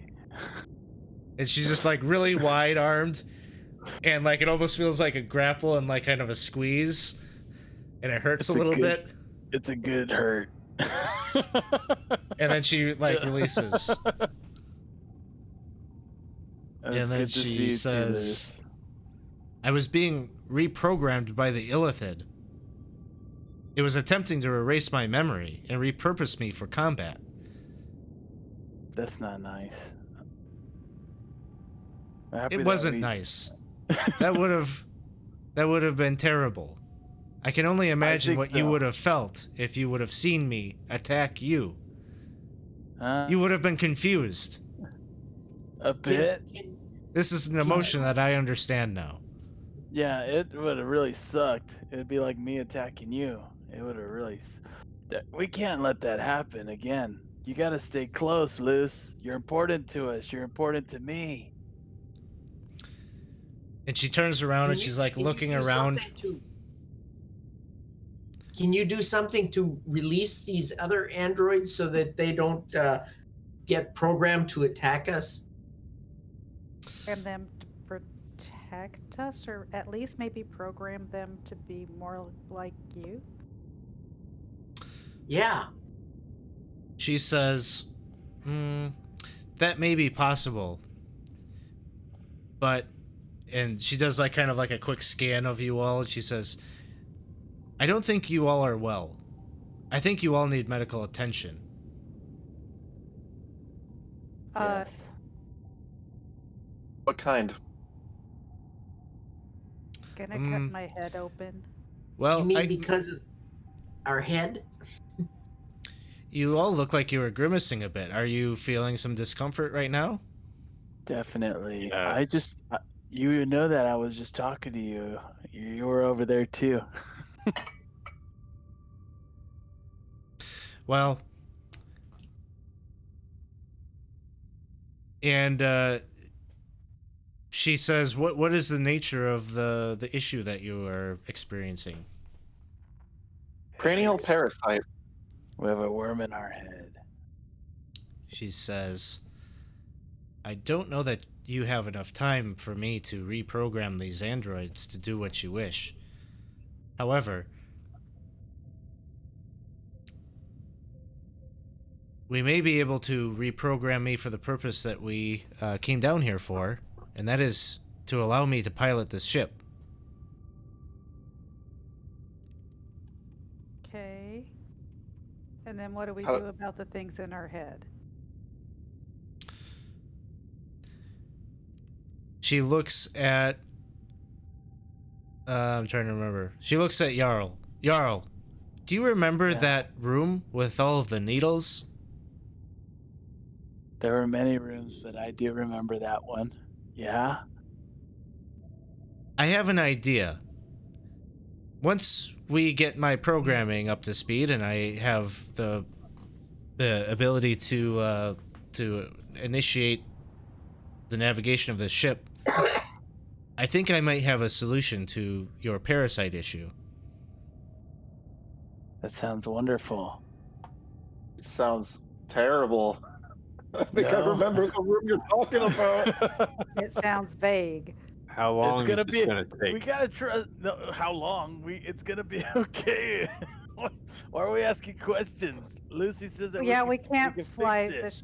Yeah, we can't fly this ship. So, It's not. and I trust Lucy. I do too, Char. Do you trust Lucy, Char?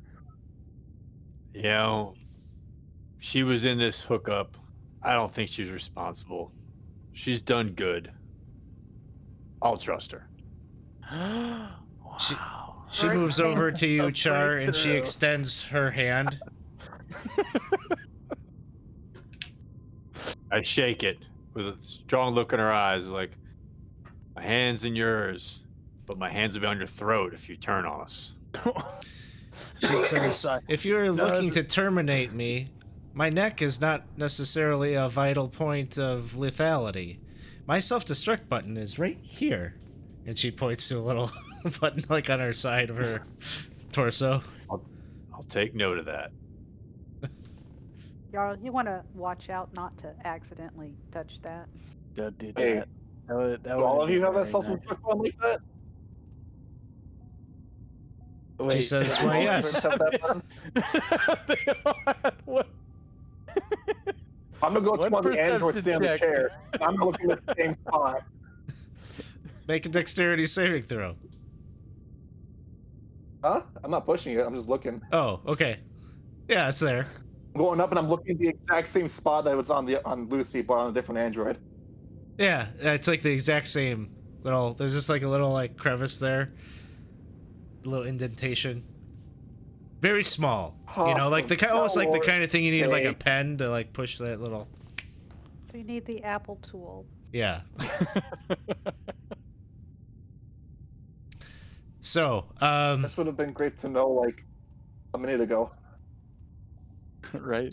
seeing the time here, we're going to kind of fast forward. You're going to be able to upgrade Lucy, and a short rest can happen here. And I think a lot of you are probably playing in the next one, so if you want to deal with your short rest now versus later, you can do that. In the next session, we will open up with Lucy taking that group to this room with the needles to see who wants to attempt her solution to deal with the illithid tadpoles.